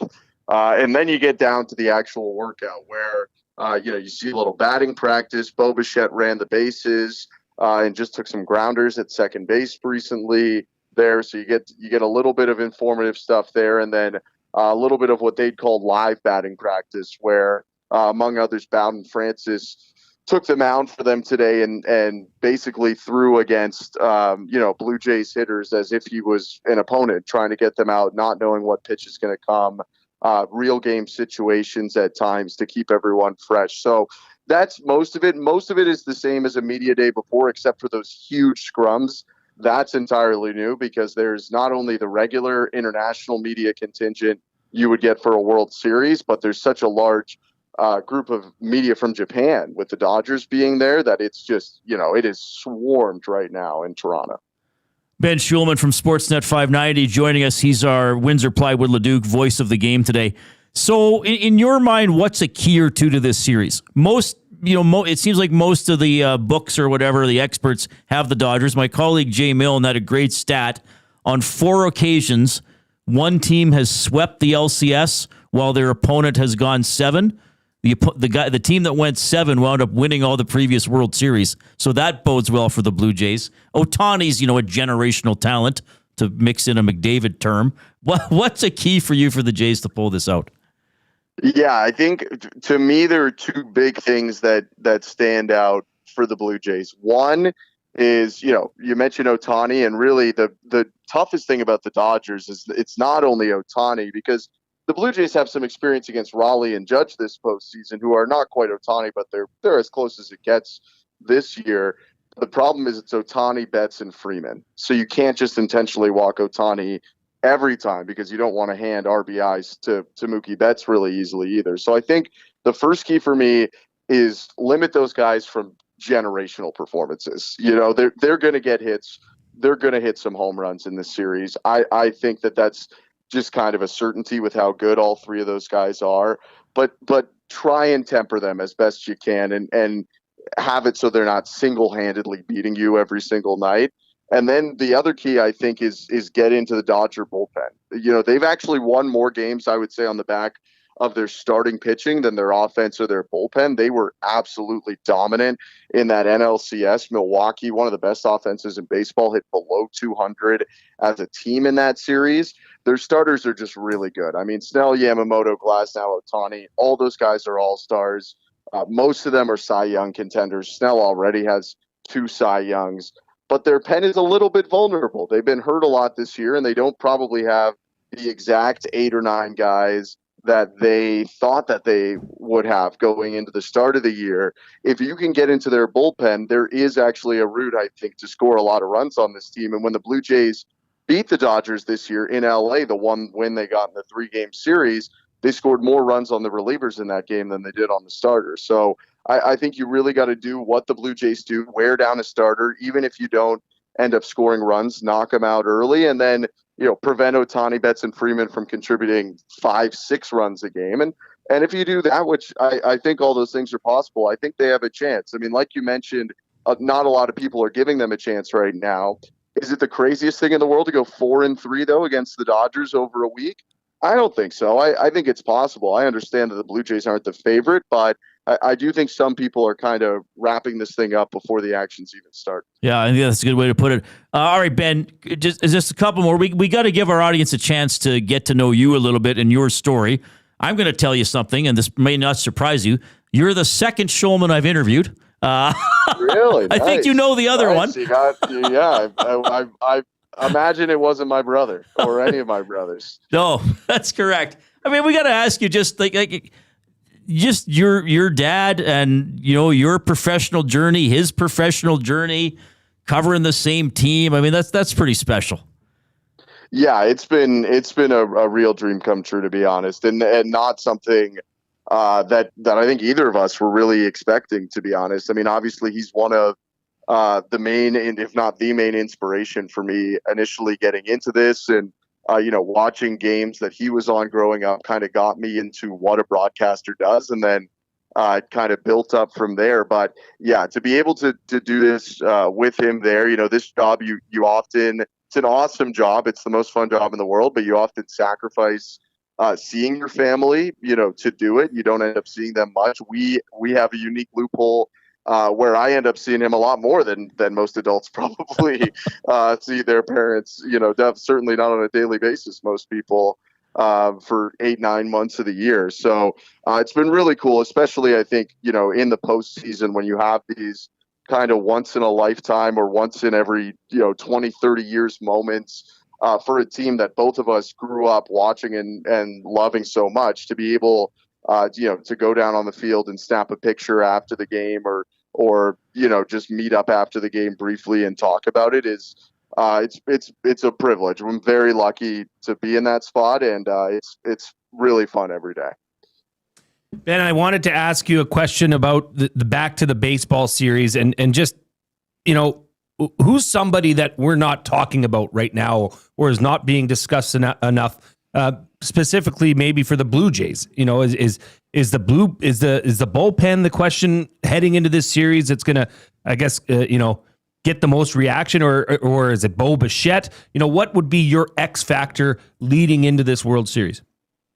Well, I mean, Bo is a huge deal, but I would imagine he is getting talked about. So I'll go with a more unique answer, I guess, than that one. I think when you look at trying to beat the Dodgers, all of your lefties in the bullpen become that much more important because, Shohei Ohtani is a fantastic hitter against lefties, but he is almost impossible to pitch to for righties. He just annihilates righties. You get him against the lefty, that's a big deal. Max Muncy, one of their most important hitters, you get him against the lefty, that's a big deal. So there's going to be some times where the Blue Jays are going to match up lefties with those guys and trust them to get big outs. And, there's definitely some blueprint for it. I mean, Mason Fluharty came in that August series and got the heroic save, including striking out Ohtani in that save. So, you hope that he takes some confidence from that because I'd imagine he sees Ohtani multiple times in this series and the other lefties are likely to feature as well. So for me, that might not be the spot that gets talked about the most going into it, but I'd have a hard time believing the Blue Jays win the series if their lefties aren't at least solid for them over the course of the series. Ben, this was awesome. I mean, thanks for doing this right before, you're going to be calling, the biggest series you can call. So thanks for fitting us in. We'll try to get you out to an Oilers game. Oh, I would love to. I will take you up on that and appreciate you guys having me. Good luck tonight. Hopefully, you can put the Canadians back down a peg a little bit. Right on. Take care, Ben. All the best.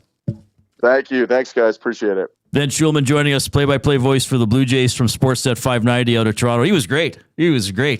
Lovely. Awesome to talk to, yeah. Doing an interview. He's clearly not a fan of the Montreal Canadiens. Yeah, that's...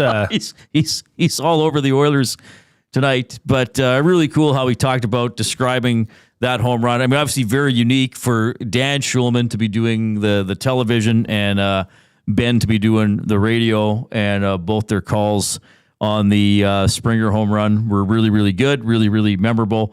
And I think he broke down the series very well. And we've kind of been talking about that. Dodgers are favored. He's like, okay, Blue Jays got to beat them 4 times in 7 games. If Ohtani has a huge game, okay. Right. That's 1 game.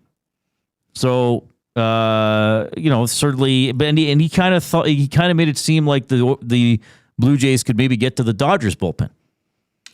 Yeah, I mean, he put a lot of emphasis on the left-handed pitchers of the Blue Jays bullpen. So that's the matchups that just get intensified so much in these, situations. The World Series, every pitch you're hanging, waiting for it to happen. Who's coming in next? How are they going to roll it out? The strategies are probably some of the most enjoyable part of having a series like this, right?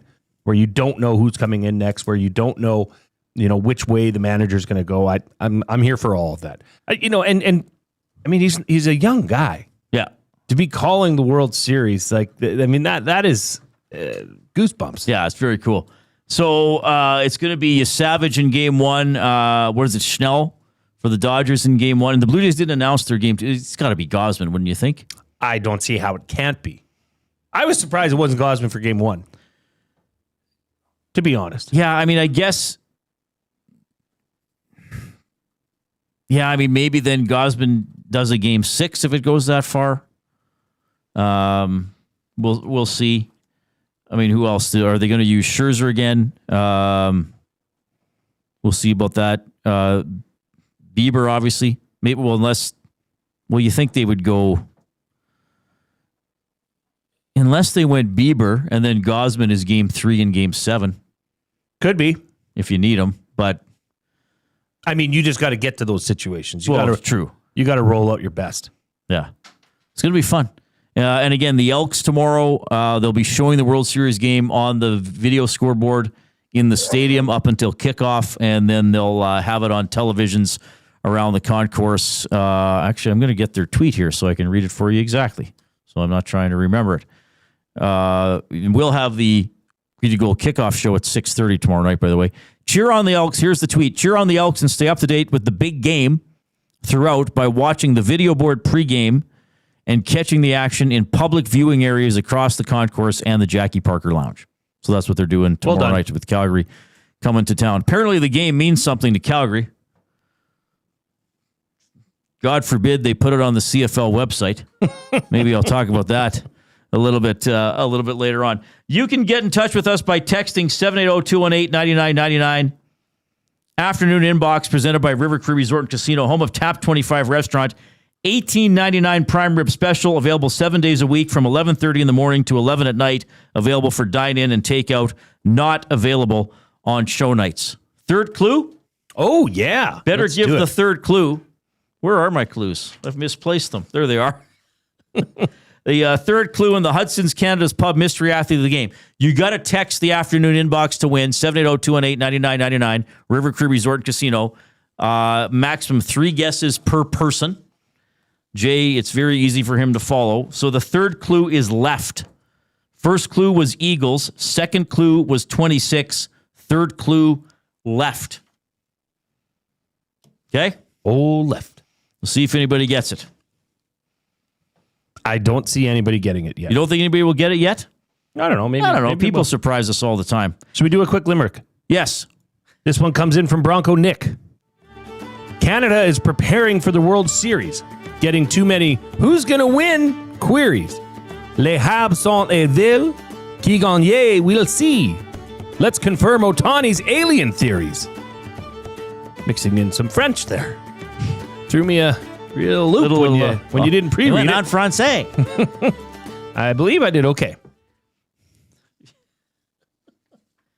Hey, you savage is French for you're savage. Le Savage. My French is about as good as my brother-in-law's credit rating at Wilco. It's all very true. Give us a thumbs up if you're on YouTube. We need 25 thumbs to get to 100. No reason we can't achieve that. Don't be a pleasure delayer. Jump in there now on YouTube. Give us the thumbs up. If you've already done it, copy the show link. Share it with other people. Say, hey, check these guys out. They're getting you ready for the Oilers game. They're getting you ready for the World Series. They're getting you ready for the Elks and the Stampeders. We got you covered here on Edmonton Sports Talk, presented by Play Alberta. And, of course, you can skip the flight to Vegas because jackpots are just a tap away. Experience all the thrills of the casino right from your phone with Play Alberta. Download the app today. Deposit $50 using the EST exclusive promo code EST Casino for a $50 casino bonus. Don't forget to use those bonuses. Don't forget to use those bonuses. All right, we're going to have Javon Leake from the Elks coming up. We'll have some more comments from Knobloch and McDavid. And we have your Alberta Blue Cross Courageous Moment as well. All ahead.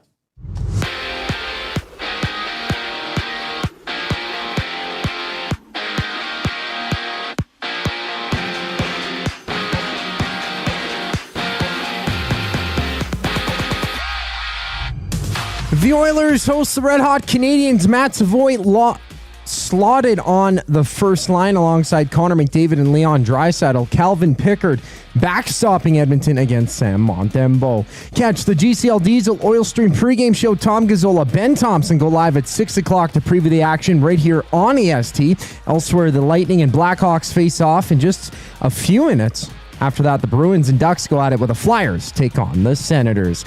And for the Blue Jays, Trey Savage has been named the Game 1 starter in the World Series, which gets going tomorrow. It's Blake Snell countering for the Dodgers. And ESPN has announced that Logan Wilson of the Bengals has requested a trade. In Thursday Night Football, there's one game on the docket. Vikings and Chargers going toe-to-toe. Watch the game alongside Lieutenant Eric at Selly's Sports Barn Lounge at Central Casino on Fort Road, Minnesota. Activating Aaron Jones for the game as he comes back from a hamstring injury that's kept him sidelined for the past 4 games. And a pair of NBA games, Pacers and Thunder, hit the court at 5:30 before the Warriors challenge the Nuggets. This sports update is brought to you by Paramount Flooring. Looking for quality flooring? Visit Paramount Flooring's spacious, family-friendly showroom that's open 7 days a week. Save now on pet-friendly shock carpet with spill-proof technology. Call 780-483-1991 and mention EST for a 10% discount. The show rolls on after the break. I'm Zachary Kubish, keeping you up to date. The temperature may be dropping, but the action's heating up. Play Alberta is offering odds boosts on every Oilers game all season long. This is your chance to score big. And for a limited time only, our listeners get an exclusive $50 free bet when they deposit $50 using EST50. That's code EST50 for an exclusive $50 free bet. Alberta wins with Play Alberta. Must be 18 plus to play. If you gamble, please use your game sense. It's wing showdown time at the Canadian Brewhouse. Creamy street corn goes head-to-head with Mexican chili lime. Two bold flavors battling for your taste buds. Grab them anytime, or just 69 cents every Wing Wednesday. The Canadian Brewhouse. Our house is your house. River Cree Resort and Casino proudly welcomes one of today's hottest country stars, Dallas Smith. CCMA award winner, countless chart-topping hits. Dallas Smith, November 1st in the venue. How do you miss me? Yeah. Baby, how do you miss me? Hurry, get your tickets now at rivercreeresort.com. River Cree Resort and Casino. Excitement. Bet on it. Canada is ready to party like it's 1993. That's right, the Blue Jays are back in the big one. Create space for your watch party with Sentinel Storage, official storage provider of the Toronto Blue Jays. Try 4 weeks free at sentinelstorage.ca.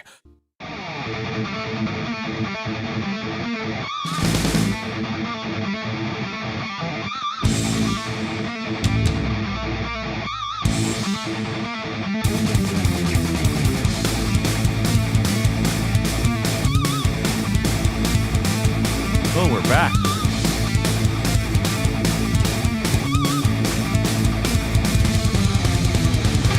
All right, thanks, Coop. Thanks a lot for joining us. Jay Milne, Reid Wilkins, Edmonton Sports Talk, coming to you from the Canadian Brewhouse studio. Taco Tuesday just leveled up at the Canadian Brewhouse. All day, $3.49 new tacos and quesadillas. After 4 o'clock, sip on $5.99 margaritas, $2 off Corona tankards and tequila shots. That's starting at $5.99. Your expected Oilers lineup tonight against the Montreal Canadiens, 7 o'clock at Rogers Place. McDavid with Draisaitl and Savoie. Nugent Hopkins with Mangiapane and Roslovic. Philp with Podkolzin and Frederick. Henrique with Howard and Tomashek. Ekholm, Bouchard, Nurse, Wallman, Kulak, Emerson, defensive pairings. Calvin Pickard, the goaltender. Stuart Skinner will be the support goaltender. Canadians are looking good, 6-2 on the season. Here's Connor McDavid. They're playing real well. They got great D-men that all move well. They move the puck well. Really speeds up their game. They got great forwards that are playing well. They're a good team. We got to be ready to roll. Goaltender Calvin Pickard as well with some thoughts on the Habs. I watched a bit of their game last night. Very high flying, a lot of talented players, a lot of skill. Exciting team to watch, and off to a really good start this year. So, it's about us though. We're trying to play a full 60 minutes, and the road trip didn't go as planned, and we're back on home ice now, and we're excited to get back here.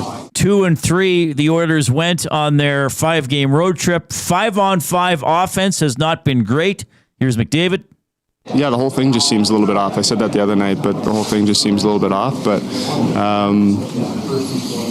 great opportunity here tonight at home against a great team to get it going.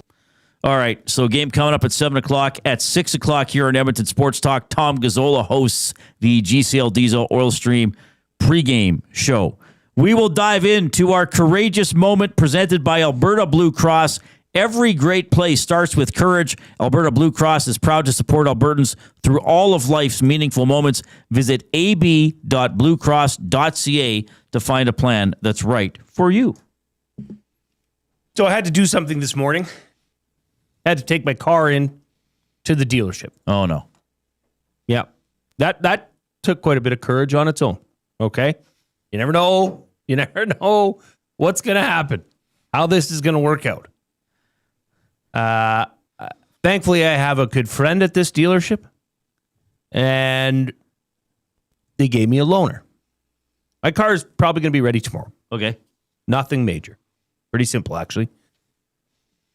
But he says, yeah, I wanted to give you the latest version of your vehicle so that you can take it home and hopefully your wife drives it. Okay. And then hopefully you just trade this in and keep that one. I'm like, what? Why are you doing this to me? Right. This isn't going to work out well for Glue Guy. So here I'm driving away with a 2026 Acadia. Reed, this thing is like a spaceship. I got in there. There's no knobs. There's no nothing. It's just a big screen. There's no dials. I still don't know how to look at the gas. Right. Like, I still don't know what I got in the tank. I'm assuming it will tell me. Hopefully it was relatively full. I couldn't tell you. I literally couldn't tell you. So I'm trying to drive this car, and it's just so new to me. I don't, like, we have a 2018 truck. That's new. That's like spiffy new. Okay. This thing is brand new. Have you been in like a brand new vehicle They're lately? frightening. They're terrifying. Yes. And I'm driving and there's things buzzing and my left cheek of my ass is vibrating because I'm too close to a line that I don't know. Well, it vibrates a specific ass cheek now? Yeah. Like it's terrifying. The courage it took me to drive from the south side over to here. I was so nervous. I'm actually nervous right now because I know that in an hour and a half, I've got to go and get into that vehicle. Yes. And try and I got to go pick up my daughter. So the designers of the vehicle thought to themselves, because I don't get a lot of bells and whistles in my vehicle. So my current car, if somebody's in your blind spot, you have the little orange flashing car in your rearview mirror on either the left or right side. It'll beep if, you might back into something. Correct. But whoever designed this vehicle said, hey, what if the seat vibrated? Oh. And then some other designers like, no. What if we vibrated just the ass cheek on the side where the collision was in danger? Terrible. Left side, possible collision. Left ass cheek vibrates. Right side, right ass cheek. So that's the side you react to, as opposed to just your whole butt vibrating. And then you're like, which way do I go? Yeah. Do I just speed up? But there's no gear shifter. Oh, I had it's a thing. Those are awful.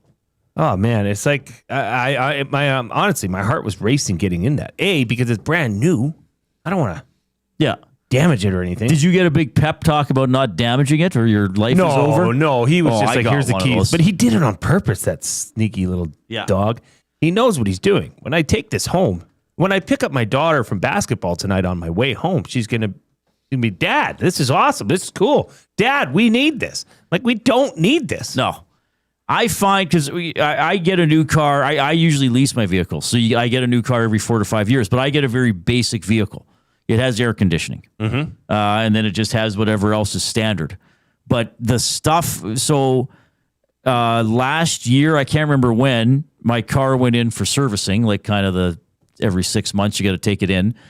So usually either my dad would pick me up, or I would wait there, or I would get shuttled, depending on how long it's going to be. So one day last year, I was like, I'll get a shuttle. And then they said, you know what, we can just give you a car for the day. Okay.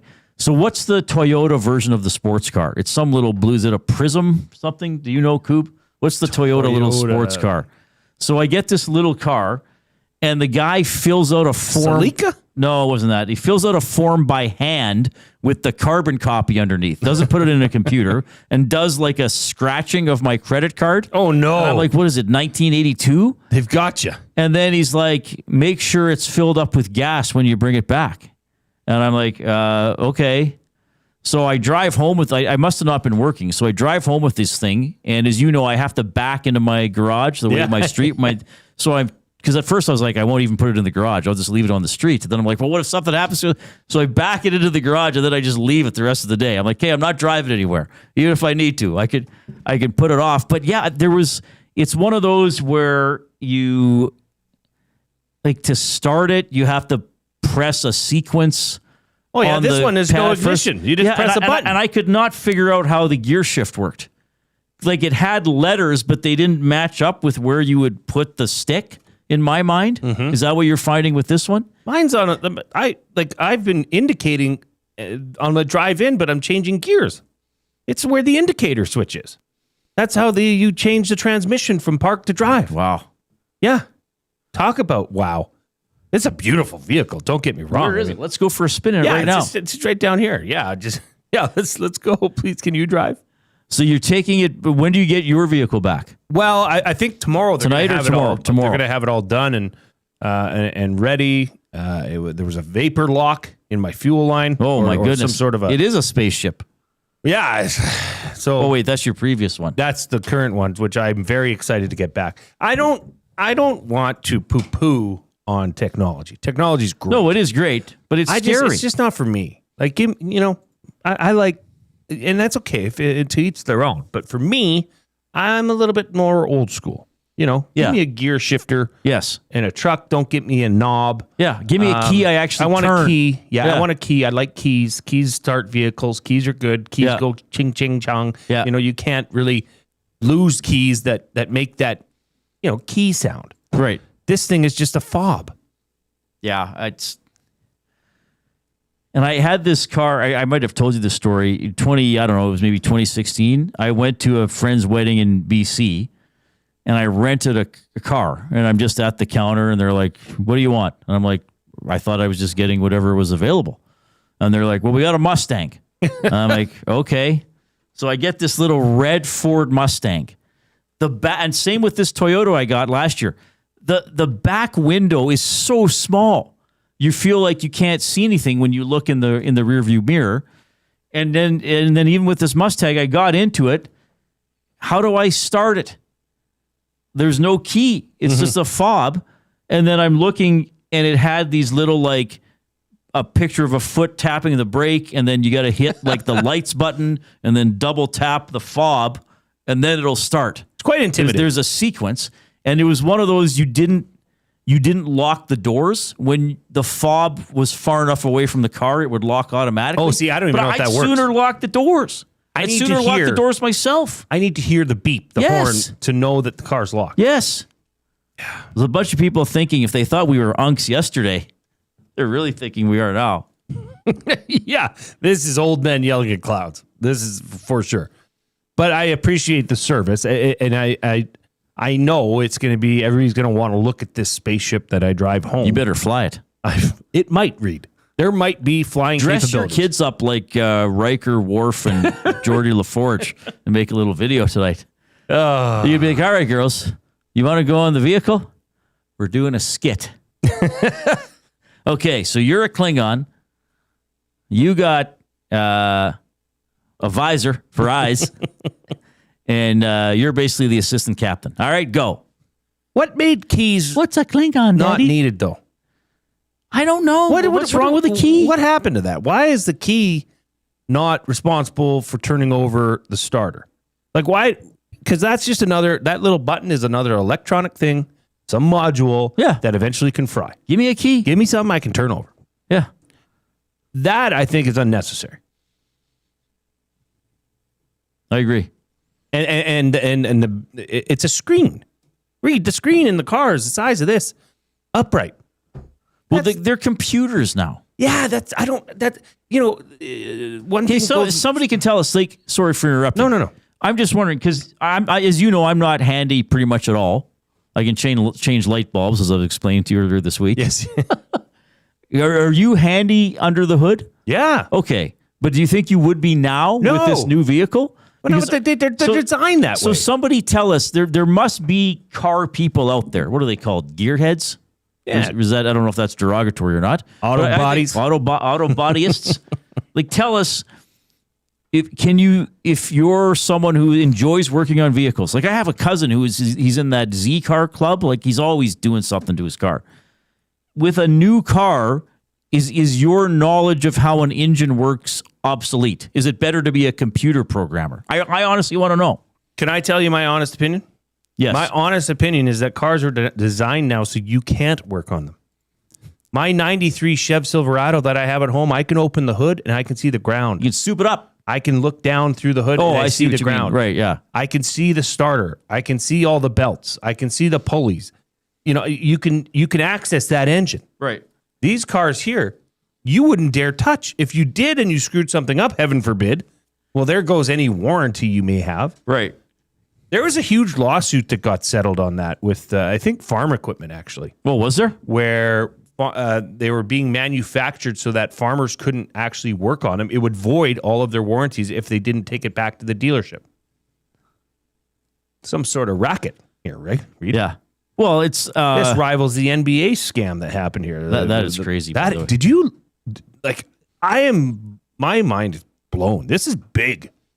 This is bad. Is your mind blown, or was it just a matter of time? No, I think it's just a matter of time. It's just like, this is a head coach of an NBA team. Right.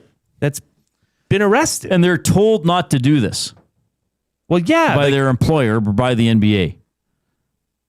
They're not good. So who is it here? Chauncey Billups. Who Terry used to be a player. Yeah, Rozier's a current player. He's the Portland Trail Blazers coach, Chauncey Billups, Miami Heat guard Terry Rozier, in a multi-state operation targeting illegal gambling tied to some powerful mafia families in the U.S., defrauding victims of millions since 2019. And like if you read into this, they were using some high-end technology in these poker games. So they would lure people in by saying, hey, you can play a poker game, a private game with former NBA stars. Okay. So-and-so and so-and-so. Okay. Who, by the way, were forced to play those games because they had gambling debts of their own. This is all alleged. Gambling debts. This is all alleged. These are the allegations, right? To be clear. Yes. This is not facts. These are allegations. And they had like scanners that could read what the cards were under the tables. They had people on radios that it's very sophisticated. It's alleged that one of the victims, I think, lost $1.8 million alone. Yeah. Crazy stuff. Not good. No, it's going to be interesting to see where this goes. Yeah. I'm just rereading the article from earlier. I wonder what's going to happen with some of the stuff now, because it used to be now. Well, I guess some of this though is illegal gambling. It's not sports betting per se, or on its own. But we see stuff come up about this. I wonder if it's going to keep happening more and more often. South Side, is that Stobie or Stobel? Sorry, I'm having trouble seeing that. Stobie, sorry. The fact that it traces back to the mafia is the crazy part. Yeah, for sure. Yeah. Like they're saying there was X-ray machines built into the tables to read face-down cards, contact lenses / glasses that pre-read that mark. They had marked James cards. Bond stuff. It is crazy. Secret cameras in card trays. Can you imagine? Yeah. Well, if you ever are offered a chance to gamble with a former NBA player, you might want to turn it down. You might want to just say, no, I'm good. I'm good. We are coming to you, of course, from the Canadian Brewhouse studio. Taco Tuesday just leveled up at the Canadian Brewhouse all day, $3.49 new tacos and quesadillas. After 4 p.m., sip on $5.99 margaritas, $2 off Corona tankards, and tequila shots starting at $5.99. That was our Alberta Blue Cross courageous moment. Well, not so much the illegal gambling We part. do have some responses here. Like Ian says, but Jay, the key does the same thing inside the keyhole. It connects electric components to start it. The button is just less key in the hole. And I'm taking it back to where like the connection to a starter usually isn't the problem. It's usually the starter. Right. But you could not, for the life of you, find a starter on this UFO that I'm driving currently. Right. This comes in unnamed text door. I worked with a guy who had a Nissan sports car. He was quoted for 8 man-hours to change a headlight. Had to take the front corner of the car apart to do it. Oh, no way. Yeah. Well, that's the thing. If you get a scratch or something, they'll say, well, we got to take the whole panel off. They can't just do the little part. Mm-hmm. Yeah. Well, I'm not a big car person. I know how to drive them, and I don't know where the gas goes in. But yeah, they're flying saucers basically. I don't even know if I have gas. It might not even run on gas. Maybe not. It's electric. You should have plugged it in. Maybe it runs on a cup of Joe. Hey, does your car need a cup of Joe? Okay, buying or selling coming up. Javon Leake from the Elks, a little more from McDavid and Knobloch. Oilers play the Canadians at 7. We have the GCL Diesel Oil Stream pregame show at 6 here on Edmonton Sports Talk. 5 o'clock break. Two guys and a goalie. It's okay for people to refer to the Blue Jays as Canada's team. I think it is. My reasoning behind it is because a lot of people don't really pay attention. They won't even watch Jays in 30. But, like, my wife is caught up in it right now. My wife as well. So we're planning on watching the Jays game. This is great. I love it. Two guys and a goalie, presented by GS Construction. Tuesday and Thursday afternoons at noon, only on Edmonton Sports Talk, your clear choice for Edmonton sports. Looking for quality building materials and friendly advice? Visit us at Windsor Plywood Leduc, family owned and locally run since 1993. From interior materials for doors, flooring, baseboards, and all the finishing touches to all you need for your outdoor projects like cedar lumber for decks and fences, plus all the plywood you'd need. Our full-time on-staff carpenter can help with anything odd-sized or custom, and from domestic hardwoods to exotic selections, we've got you covered. And if we don't have it, we'll track it down for you. Windsor Plywood Leduc. We're the experts you need to know. Weiss Johnson, whoa. Hi, Dennis from Weiss Johnson here, and we're excited to be partnering up with the Nielsen Show and have a special deal exclusive for Nielsen Show listeners. Get 10% off any new Train furnace, air conditioner, or heat pump installation from now until the end of October. Bundle a furnace with an AC or heat pump and get 25% off the package price. Get your home comfort now for all seasons with Weiss Johnson and Train. Train, it's hard to stop a train. Visit WJSportstalk.com today. Honey, where are we going to put all of our summer stuff? In the kids' room. What? Mom, a little help? Need extra space at home? Get it back with Sentinel Storage. Try 4 weeks free. Details at sentinelstorage.ca. Running your own small business takes courage, and as it grows, so does your team. That's why Alberta Blue Cross offers health, dental, life, disability, and wellness benefits designed for small businesses, because we know a healthy team means a thriving business. Join over 5,000 Alberta businesses who have chosen us to help their business grow and succeed. Alberta Blue Cross takes care of you and your employees, so you can take care of your business. Visit ab.bluecross.ca to find a plan that's right for you.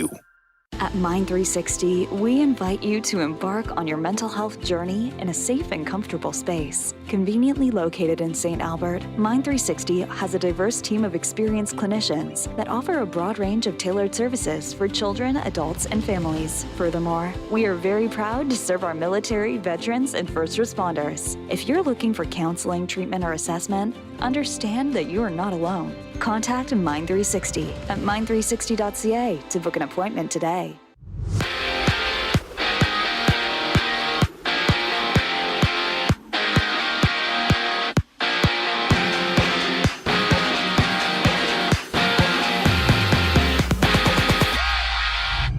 From Edmonton, the Oilers and Habs dropped the puck. Calvin Pickard, the starter in between the pipes against Sam Montembeault of the Canadiens, joined Tom Gazzola, Ben Thompson for the GCL Diesel Oil Stream pregame show. Coverage starts at 6 o'clock right here on EST. And right now, midway through the first period, it's tied at zeros between Chicago and Tampa Bay.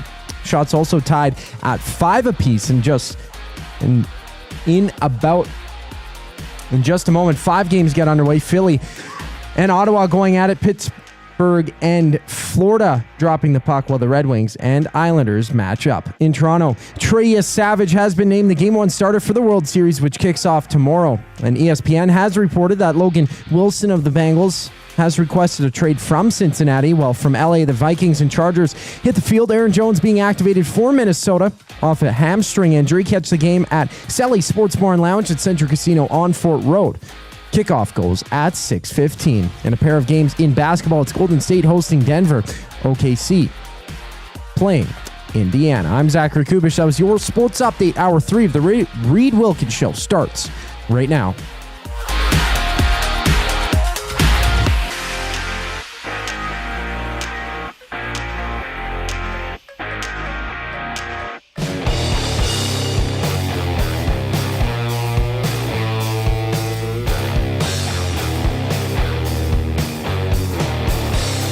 Hi-ho, neighborinos.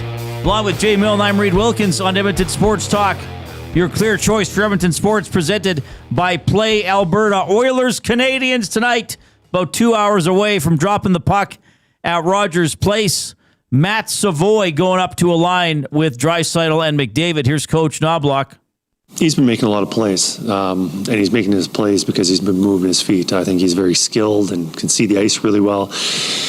But as well as you see the ice, if you're standing still, things get closed in on you in a hurry.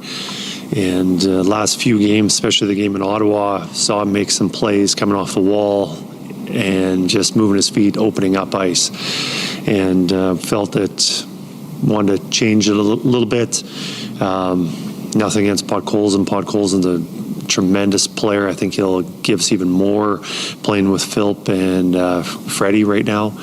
But just wanted to give Savvy a little opportunity here.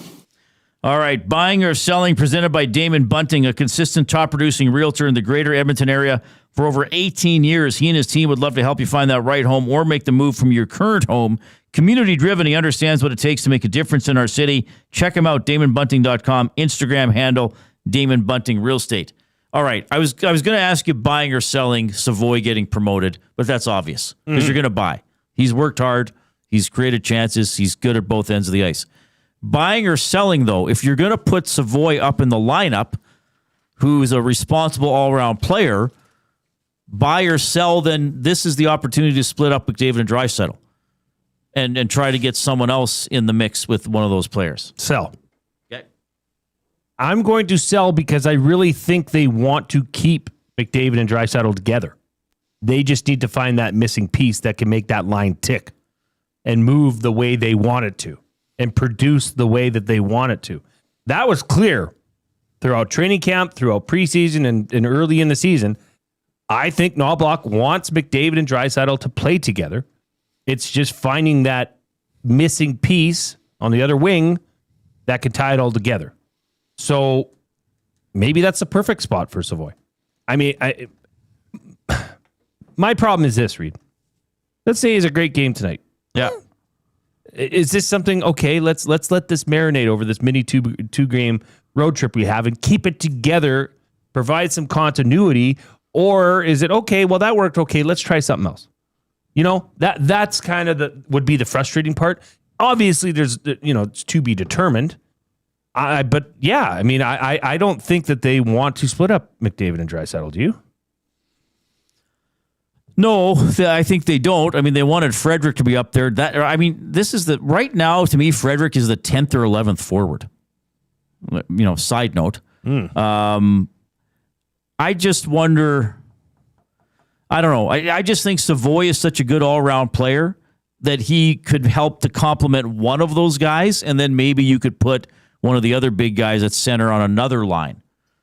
And then, because Nugent Hopkins, I think, is playing well. Mangiapane is playing well. Roslovic doesn't move the needle for me, quite frankly. This is what I exactly... How could he move the needle? This is exactly what I was worried about. Yeah. How could he move the needle for anybody? Right now. Small sample size, yes.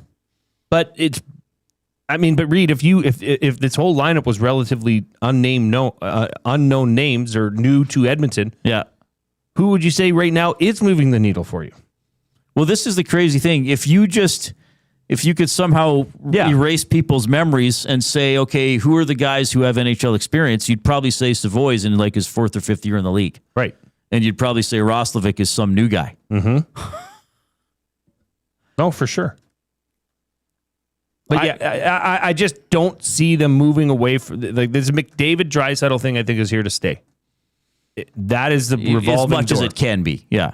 Well, and I Reid, honestly, I don't mind it. I'm not one to say like you have to split them up. I mean, if you have two of the best players in the sport, why wouldn't you load up a line? And part of this experiment too, Reid, is the second and third. The second line. I'd say most importantly, ironing that out. I mean, Luke Gazdic was on earlier and he said, okay, I get the revolving door on the top line trying to find that piece, but you'd think at this point by, tonight's a 10th of the season or just shy of. Yeah. That you'd have one line at least ironed out that, okay, this is who we're rolling with on this line in this role. Right. And that is yet to happen as well. Well, at any point this season, have you felt as if, someone's really going?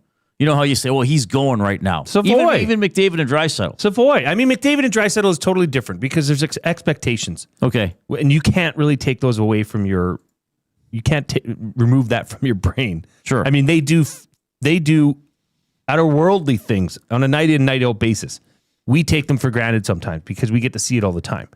I would say Savoie is a guy that, has been very impressive consistently. Well, he plays a good all-around game, and if he checks and can get the puck back and plays intelligently, then he might have some chances to gel with these guys tonight. All right, buying or selling for Damon Bunting? Okay. It appears as though Victor Wembanyama is on a mission. 40 points in the season opener, the most in an opener in Spurs franchise history, most by any player. Yeah. It's the first player since 1977 to score 40 points, have 15 rebounds, 3 blocks, and 0 turnovers while shooting 70% from the field. Okay. Wonderful night. Watch the game. He was a man against boys out there. Sure. I mean, it was unbelievable to watch him. Well, maybe not unbelievable. But he had a good game. It also appears, though, that Victor Wembanyama has grown. Last year, he was listed at 7'3". This year, he's listed at 7'5". How old is he? 20? 19, 20? Okay. I mean, that's not, So you could grow at that age. I'm not disputing it. I'm not saying this is a conspiracy. No, that's not what I'm getting at. The aliens stretched him out. Buying or selling, Reid, growing 2 inches at this point of your life would be debilitating to you. Buying. If I suddenly grew 2 inches, I'd probably have to go buy entirely new clothes, which would be a pain. It would be awful. Yeah. And it's not as if things would change for me. If I all of a sudden grew 2 inches, nothing would change for me in a positive fashion. So I'd have to buy new clothes, probably new shoes as well, on top of everything else. I'd have to get used to a slightly different size, probably just for, even like talking about being in your car, like mirror placement, seat placement, stuff like that would just be a pain. And then it's not as if all the women who've told me I'm too short to date would be like, no, I'd still be short. I'd still hear like, well, I like tall guys. It's not like 5'10" makes me 6'3" all of a sudden. That would be an incredible pain to grow 2 inches. No, thank you. I think there'd be a literal pain too. You just think of your bones. Well, if you all of a sudden woke up overnight, yes, there'd be something very wrong with you. That would literally. But if you're saying if it just magically happened, that'd be worse than tax pain. That'd be awful. Yeah. Like I'm fine being short. I'll be short. You're not short. Well, I'm 5'8". I'm below average, probably. What's the height of an average human man? Coob, what's the average height of a man? Of a human man. Human male. As opposed to what? As opposed to a male gorilla. Oh, human male. Sure. Okay. Well, it seems AI is telling me that you're above average height. Yeah. It's 5'7.5". I find that hard to believe. I find that hard to believe because I feel as if I rarely meet somebody that I am taller than whom of. Well, in Canada, it's 5'10". But in the entire Canadian. world. But an average man isn't just in Canada. Oh, if I were mixed all of a sudden over with the world. Fair point. So the average height of a Canadian man is 5'10". As per AI overview. Well, that's all you need. Well, I guess so. Some cultures or ethnicities, I guess, or I don't even know what the right term would be, but some. What am I looking for? Yeah, I guess. Well, races. I suppose some races would be maybe shorter on average. So I guess if I was mixed in with everybody in the world, fine, I'd be slightly above average. In Canada, I'm not tall. I wouldn't refer to that though. I would refer to the worldwide stat and say you're above average in height. Well, and maybe because I follow sports and I'm around athletes, so they're all freakishly tall big people, right? Like being 6'3", 225 with 4% body fat. That's the freak. Don't talk about me like that. How tall are you? I'm 6'2". But you're not even the tallest person here. No, Dustin. Well, Dusty's like 6'5". And then Coob? 6'2.5". And Benny's what? 14? 14 feet tall? Yeah, I would refer to your global height. And that you are measure me against the globe. Yeah, so you don't becoming 5'10", that would be a great documentary. The Reid Wilkins That would story. just becoming 5 foot and 10. you could narrate, or no, the bookbinder could narrate it. Yes. But like you'd have to get a whole new wardrobe. You'd probably have to get a new house. That would suck. You'd probably have to get a new house. No, I wouldn't. Yeah, you would probably I would not get a new house. You would hit your head on so many things that you didn't hit your head on. No, I wouldn't. Yeah, you would. The doors are the same height. It would be hazardous. What am I possibly going to hit my head on with a 2-inch growth? Tables. Well, listen, I guess bending down, you'd have to get used to your reach and stuff. And you'd be like Bambi. Getting used to You this would have to learn how to walk again. You'd have to You'd re-walk. stub your toe a lot. Yeah, probably. It would hurt. I don't need to grow anymore.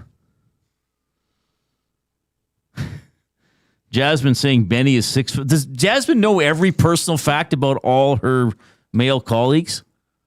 I don't know. She probably knows our height, weight, inseam, waist measurement, and chest. She's probably measured us for outfits surreptitiously. Sometimes like she'll give you like a high five. She's probably actually got a tape measure and be like, "Oh, Jay's jacket length is 42. I must remember that when I outfit him for my 1,000-person birthday party." Yeah, Chauncey Billups allegedly had hidden cameras for rigging to poker find games. our height. Jasmine has hidden cameras for finding out our height, weight, waist.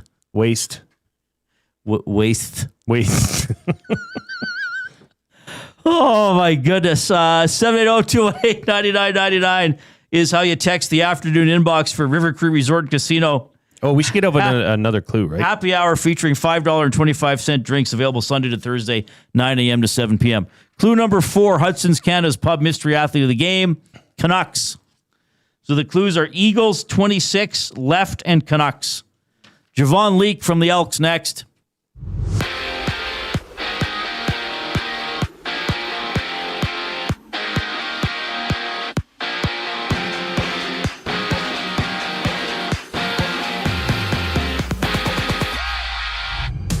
At home, the Oilers match up against the Canadiens. Matt Savoie on the top line alongside Connor McDavid and Leon Draisaitl. It's Calvin Pickard with the nod in net. He's dueling Sam Montembeault. And right now, 6 games are underway. Frank Nazar on the board for the Blackhawks over the Lightning.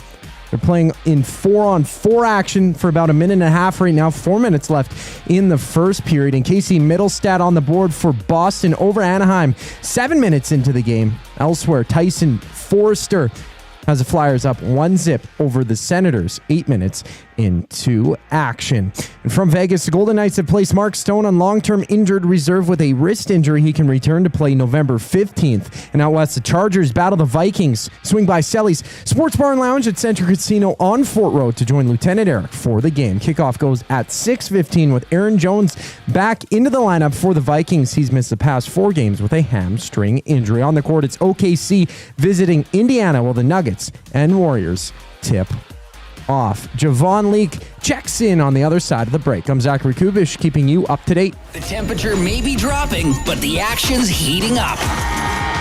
Play Alberta is offering odds boosts on every Oilers game all season long. This is your chance to score big. And for a limited time only, our listeners get an exclusive $50 free bet when they deposit $50 using EST50. That's code EST50 for an exclusive $50 free bet. Alberta wins with Play Alberta. Must be 18 plus to play. If you gamble, please use your game sense. It's wing showdown time at the Canadian Brewhouse. Creamy street corn goes head-to-head with Mexican chili lime. 2 bold flavors battling for your taste buds. Grab them anytime, or just 69 cents every Wing Wednesday. The Canadian Brewhouse. Our house is your house. River Cree Resort and Casino proudly welcomes one of today's hottest country stars, Dallas Smith. Love you like a man. CCMA award winner, countless chart-topping hits. Dallas Smith, November 1st in the venue. How do you miss me? Yeah. Baby, how do you miss me? Hurry, get your tickets now at rivercreeresort.com. River Cree Resort and Casino. Excitement. Bet on it. Canada is ready to party like it's 1993. That's right, the Blue Jays are back in the big one. Create space for your watch party with Sentinel Storage, official storage provider of the Toronto Blue Jays. Try 4 weeks free at sentinelstorage.ca.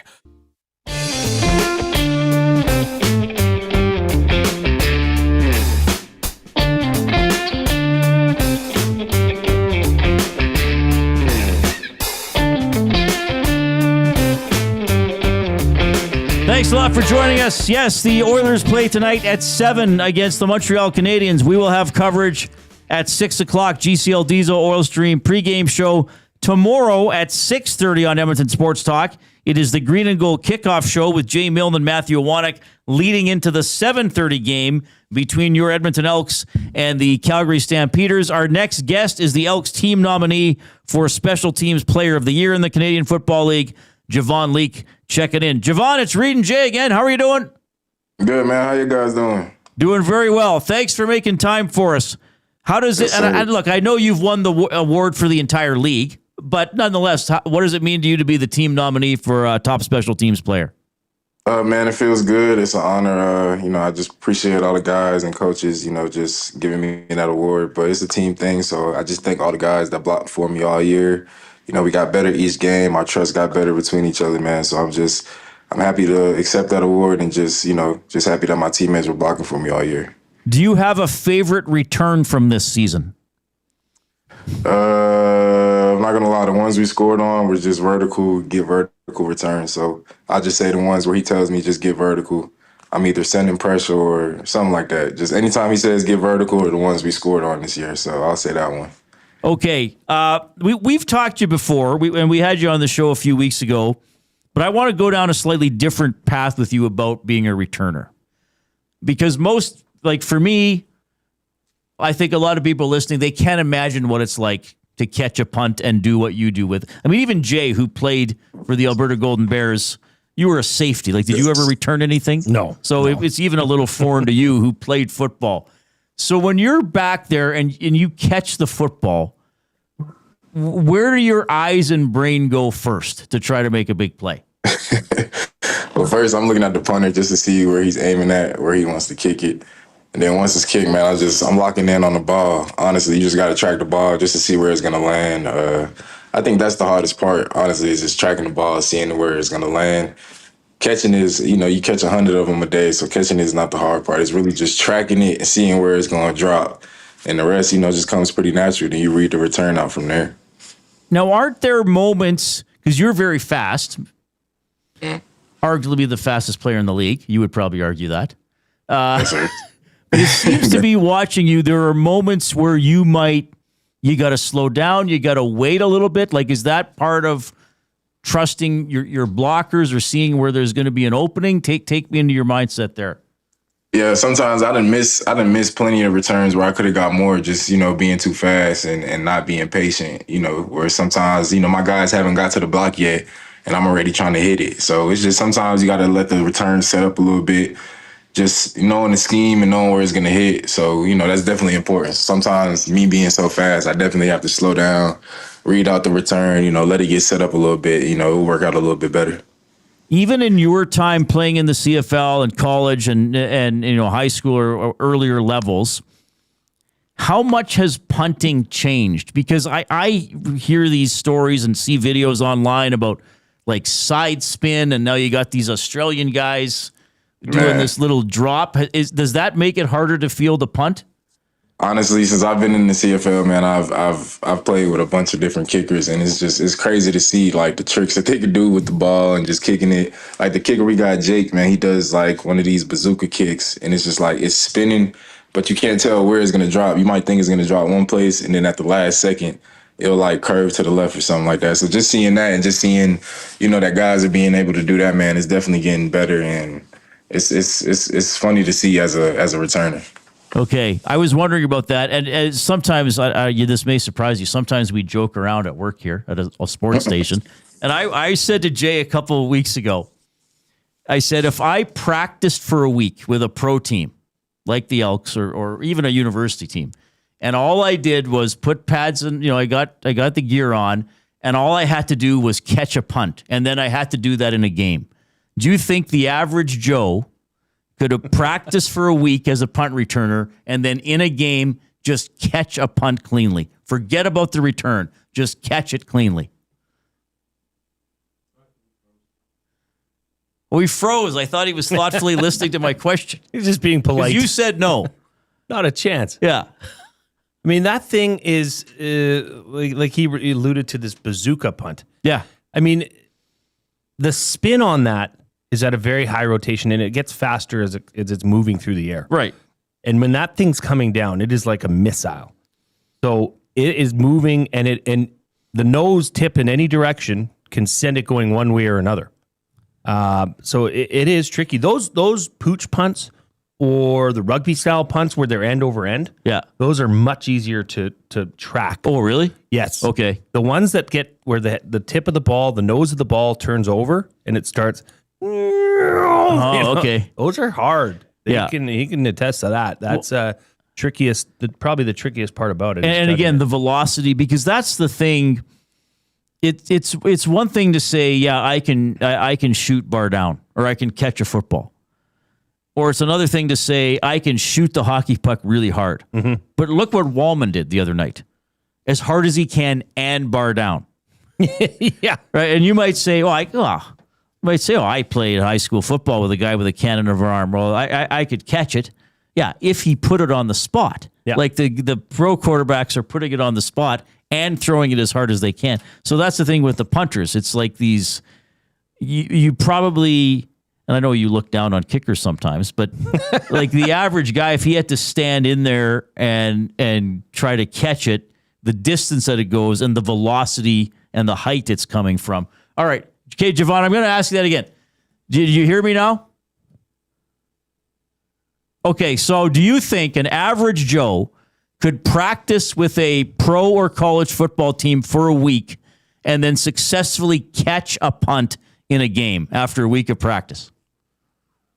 Yes. I'm gonna tell you why I say yes. We just had an event with the Elks, man. We had a bunch of women come and just kind of just celebrate the Elks and stuff like that. And it was an event where the females are doing all these different type of drills, like football drills. You got linebacker drills, running back drills, and I was in charge of the returner drill. So they're catching the balls off the jugs like a returner. And I'm having to teach them, keep your arms tight, all that stuff. And they're actually catching the ball. I was so surprised. So I think the average person can definitely go into practice for a week, catch off the jug, catch off a punter. He's going to be a little rusty definitely for the first 2 practices. But I think by the end of the week, he'll be just to catch one ball in the game. I'll definitely give the average person that for sure, man. Okay. For sure. That's not bad. All right. Javon, as you know, there's if people ladies, that are. If ladies could do it that fast, how I seen them do it at the camp that we had, I definitely think a person can. Well, there's hope for you yet, Reid. I think we'll have to try this. Come out next to year. training camp next year with Javon. We won't tell Javon I'm coming, though. He'll just be like, who is this small, weird man? What is going on? Yes, sir. So this was, as you know, we have a chat that's going on here. We have an inbox that our listeners can chime in. This came in from a regular listener named Bootsky. He said, can you please let Javon Leake know that the Double E staffer who told him the Big Turk is terrible after practice the other day was badly misleading him. Now, the Big Turk, that's chocolate bar.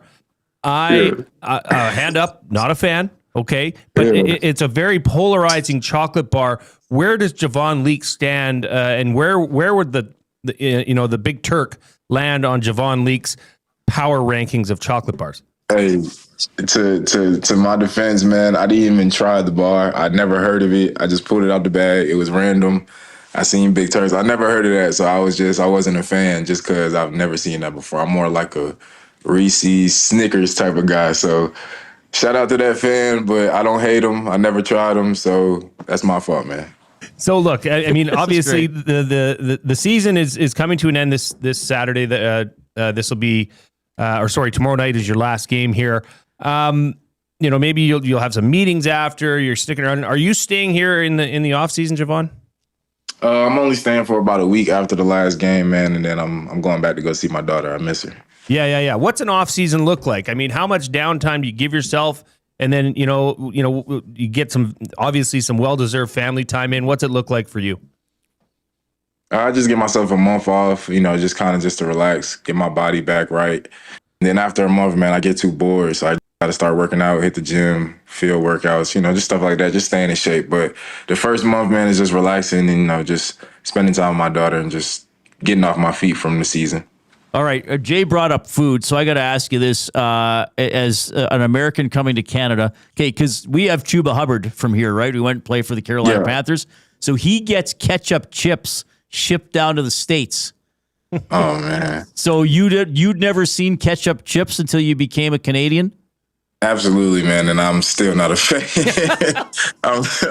I'm not a fan of ketchup chips. I think that should be illegal. I don't think that should be right.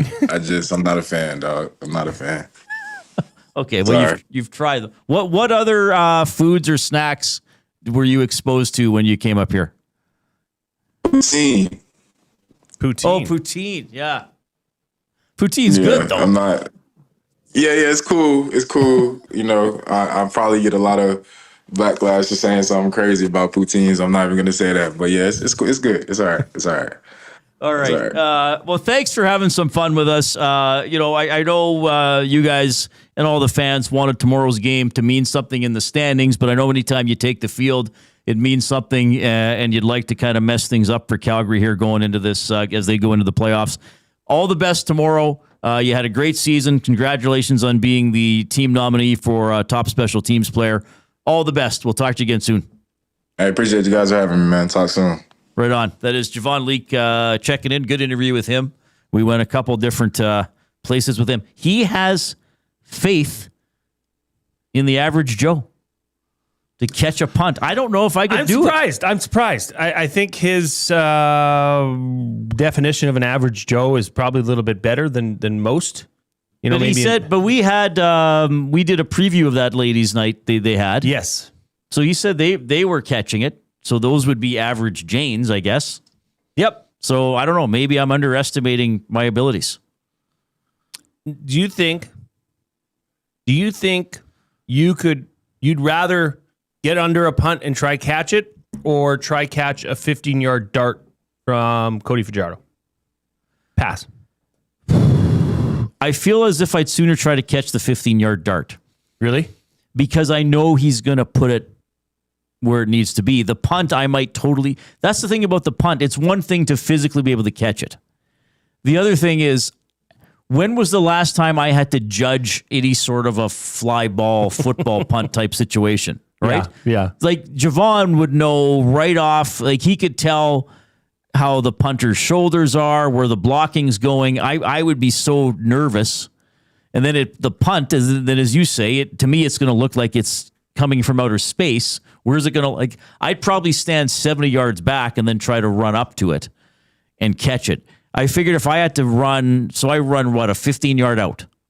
Yeah. So, it'd be hard for Fajardo to throw to me because I'd be a third of the speed of his receivers. Correct. So he'd have to wait. So this is assuming there's no rush and I'm not being covered.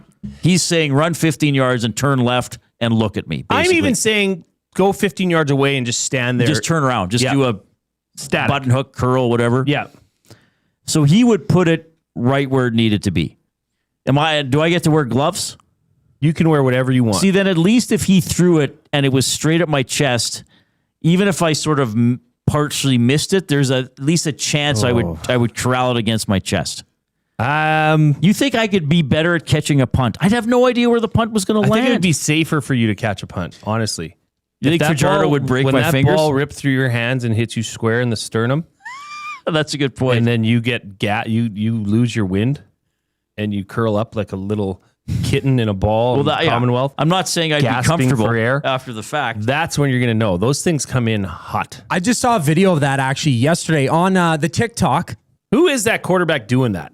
I don't know who There's a quarterback, an ex-NFL quarterback that's going around. I've seen it on like reels where he will go to your office and like down our hallway, throw a straight just fastball, whip balls at you. And it's wrecking people. Well, like I wouldn't do it without, even the day we went out and threw around here, you can buzz the football.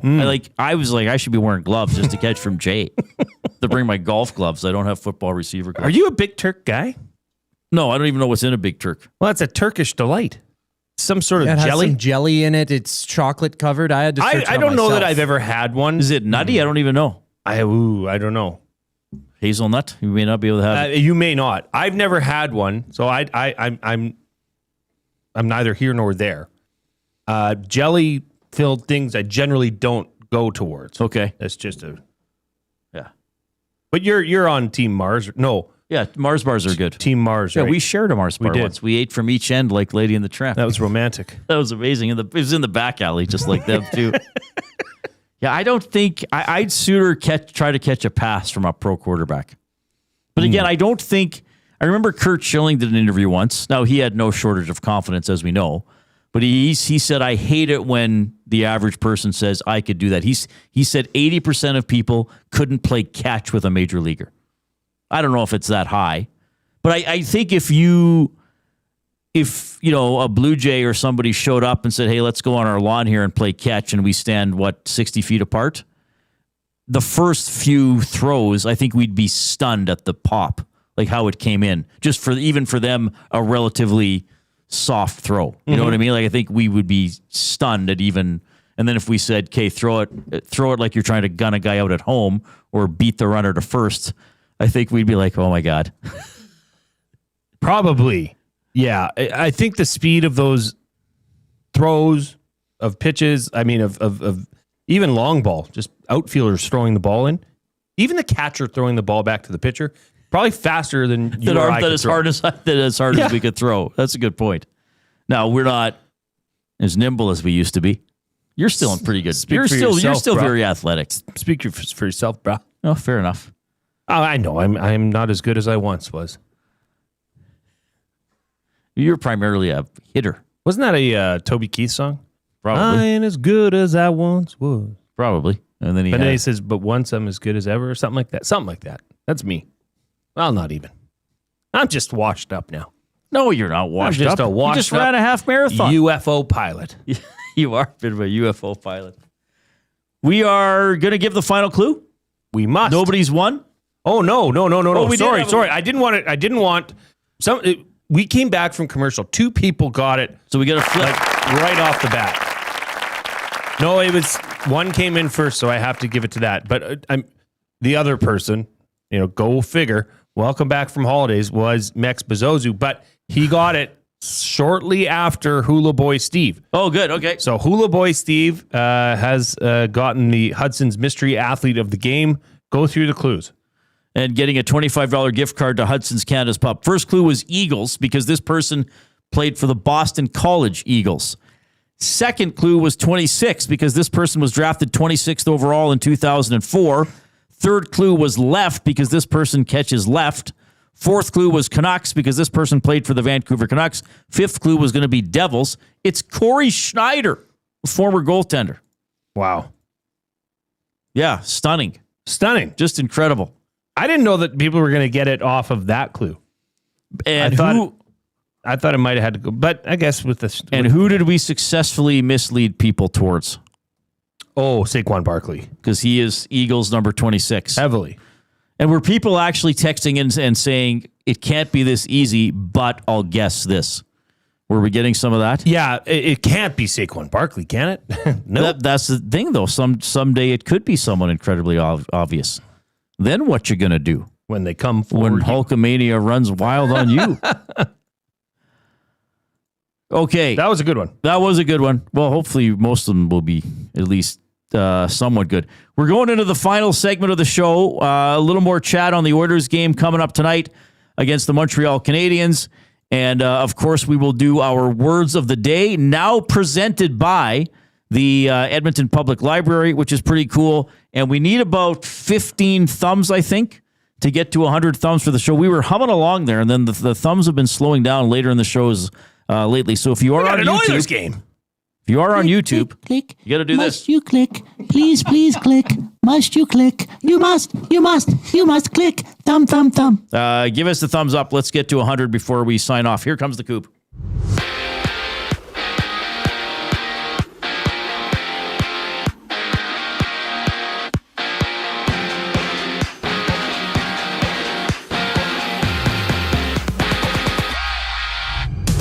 The Oilers host the red-hot Canadiens. Matt Savoie slotted on the top line with Connor McDavid and Leon Draisaitl. Calvin Pickard backstopping Edmonton against Sam Montembeault. Catch the GCL Diesel Oil Stream pregame show. Tom Gazzola, Ben Thompson preview the action when they go live at 6 right here on EST. Stay tuned for that. Six games are live right now. It's 1-1 between the Flyers and Senators. Michael Amadio tying the game at 1 for Ottawa. About 2 minutes left in that frame. And after 20 minutes, Frank Nazar has the Blackhawks up 1-0 over the Lightning heading into the second period. And from Long Island, it's Detroit trailing the Islanders 2-0. Emil Hyman and Tony DeAngelo scoring for New York. Thursday night football action. The Vikings and Chargers go toe-to-toe. Watch the game alongside Lieutenant Eric at Sally's Sports Bar and Lounge at Century Casino on Fort Road. It's Minnesota activating Aaron Jones for the game. He comes back from a hamstring injury that's kept him sidelined for the past 4 games. 2 games in the NBA. The Pacers and Thunder hit the court in just a moment. They're in the pregame. After that, the Warriors challenge the Nuggets at 8 o'clock. The final segment of today's Reid Wilkins Show brings us back after the break. I'm Zachary Kubish, keeping you up to date. Hi there. If you're like me, you like to picture yourself in luxury, even though there's absolutely no way you could afford it. And if you can, well, even better. Thankfully, I picture myself in something that is luxury, but still absolutely affordable, like the all-new Mazda CX-90 from Park Mazda. With the new luxury features like facial recognition settings and quilted detail Napa leather seating, I can pretend to be comfortable with all of my proper settings activated without even touching a button, thanks to Mitch Lewicki and the great staff at Park Mazda. I like to picture Mitch Lewicki as a ninja fighting off evil samurai. Park Mazda, your dealer for life in Sherwood Park off Y Road, parkmazda.ca. Your brand deserves more than just a whisper, it deserves a buzz. At the Hive Product Marketing, they specialize in promotional products that bring the buzz. From eye-catching giveaways to unforgettable keepsakes, they got the perfect products to make your brand stand out and get noticed. Visit the Hive Product Marketing and let them create the buzz your business deserves. The Hive Product Marketing, the official merch partner of Edmonton Sports Talk. Visit them online at thehiveproductmarketing.com. Looking for a winning strategy for your retirement? Contact me, Joaquin Gage at K4 Financial, where expertise meets dedication. I will always look for a careful approach to your retirement, ensuring your financial future is secure. From tailored strategies to clear, actionable advice, I'm here to guide you every step of the way. Don't leave your future to chance. Get in touch with me, Joaquin Gage, today at k4financial.ca or email joaquin.gage@k4financial.ca to start planning for a brighter future and a more secure retirement.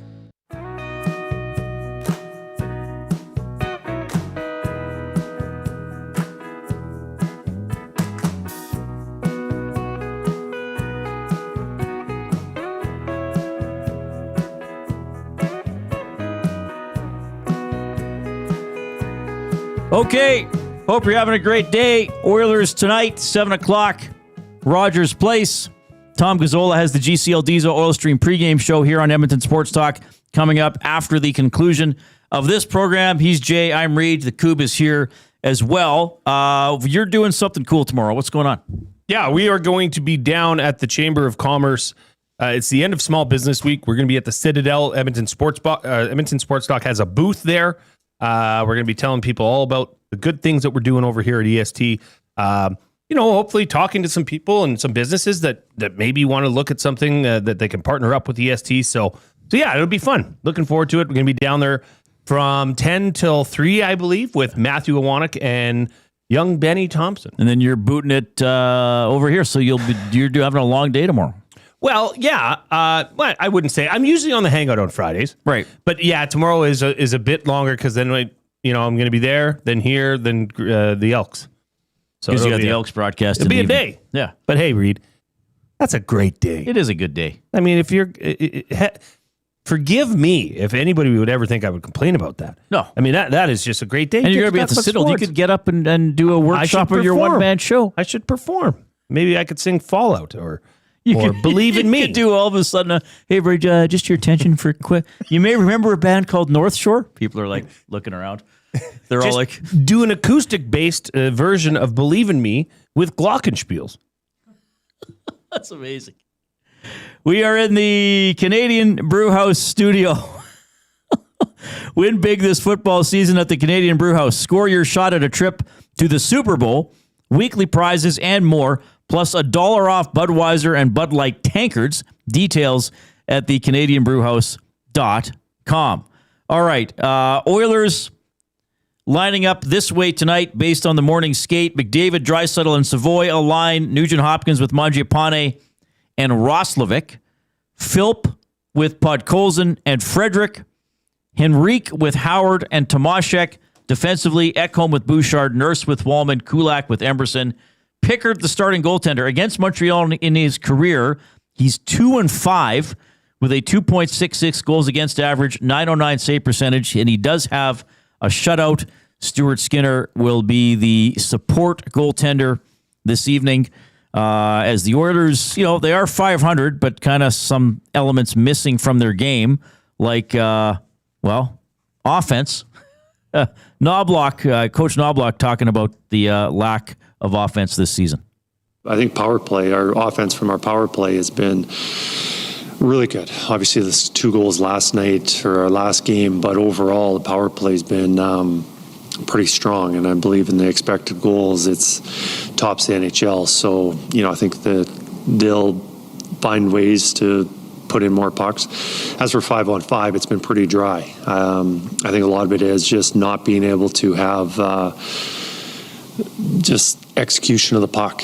Whether some games it's the defense, sometimes it's a forward, and I just see a lot of broken plays where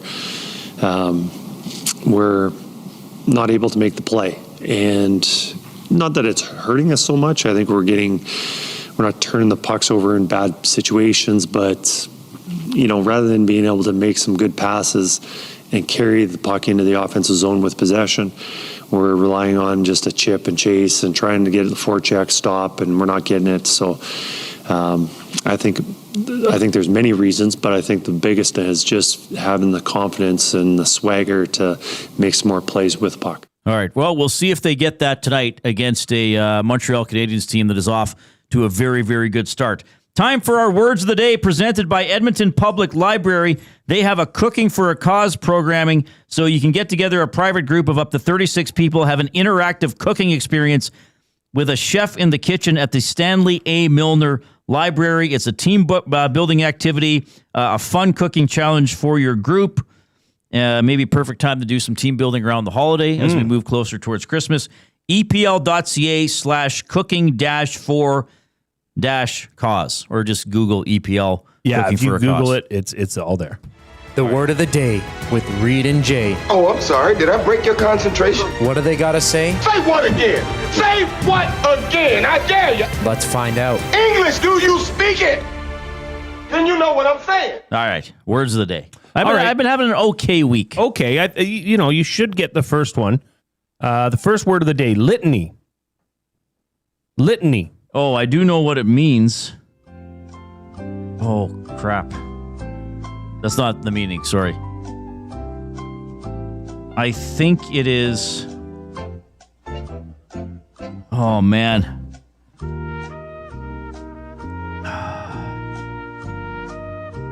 Which one do I go with? I know one of these 3 is right. I can't see it though. I'm going to go... I would say simplify. But I think it's... Okay, you always tell me to go with my first... I think that's wrong, though. Litany. That is right. And a litany is sort of a long and varied list. Jay Milne is facing a litany of charges after his drunken evening at Rat in 2001. Litany usually refers to a long list of complaints, problems, etc. That was awful to suggest you would have had a drunken evening at Rat leading to criminal activity. Well, the leading to part is a little excessive. I will say that, but the other sounds pretty good.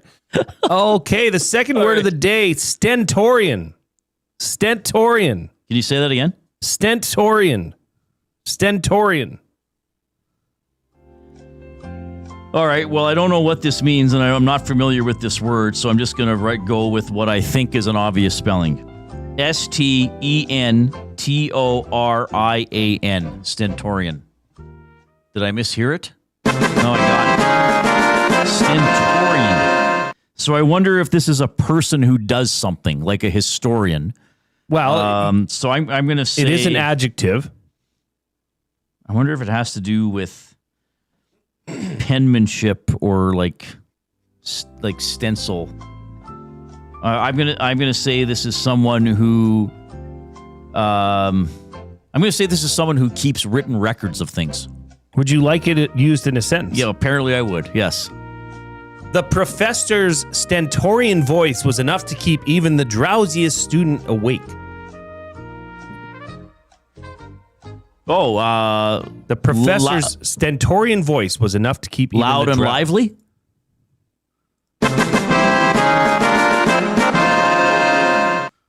3.5 out of 4. Good day. Dun, da, da, da. That sentence pretty much, is it loud and lively or more or less? Extremely loud. Or just loud? Yeah.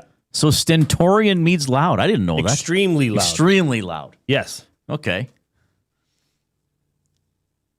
So I kind of got it. Yes. That was a pretty big hint, though. The sounds from the bathroom with Coob in it were oh, jeez. Extremely stentorian. Poor Coop. Jeez. I'm just trying to use it in a sentence. Just trying to use it in a sentence. Oh, my goodness. I was supposed to be off air, Jay, okay? Yeah, that was off the record. That was... All right. Great show. Thanks for tuning in, man. We had some fun today. We had Luke Gazdic on the show. We had Javon Leake from the Elks. We had Blue Jays radio play-by-play voice from Sportsnet 590, Ben Shulman on the program. World Series starts tomorrow. We'll have more on that on tomorrow's program. And, of course, reaction and analysis from the Oilers game tonight against the Montreal Canadiens. Tom Gazzola coming up in 5 minutes with the GCL Diesel Oil Stream pregame show. On behalf of Zach Kubish and Jay Milne, I'm Reid. Enjoy the hockey game.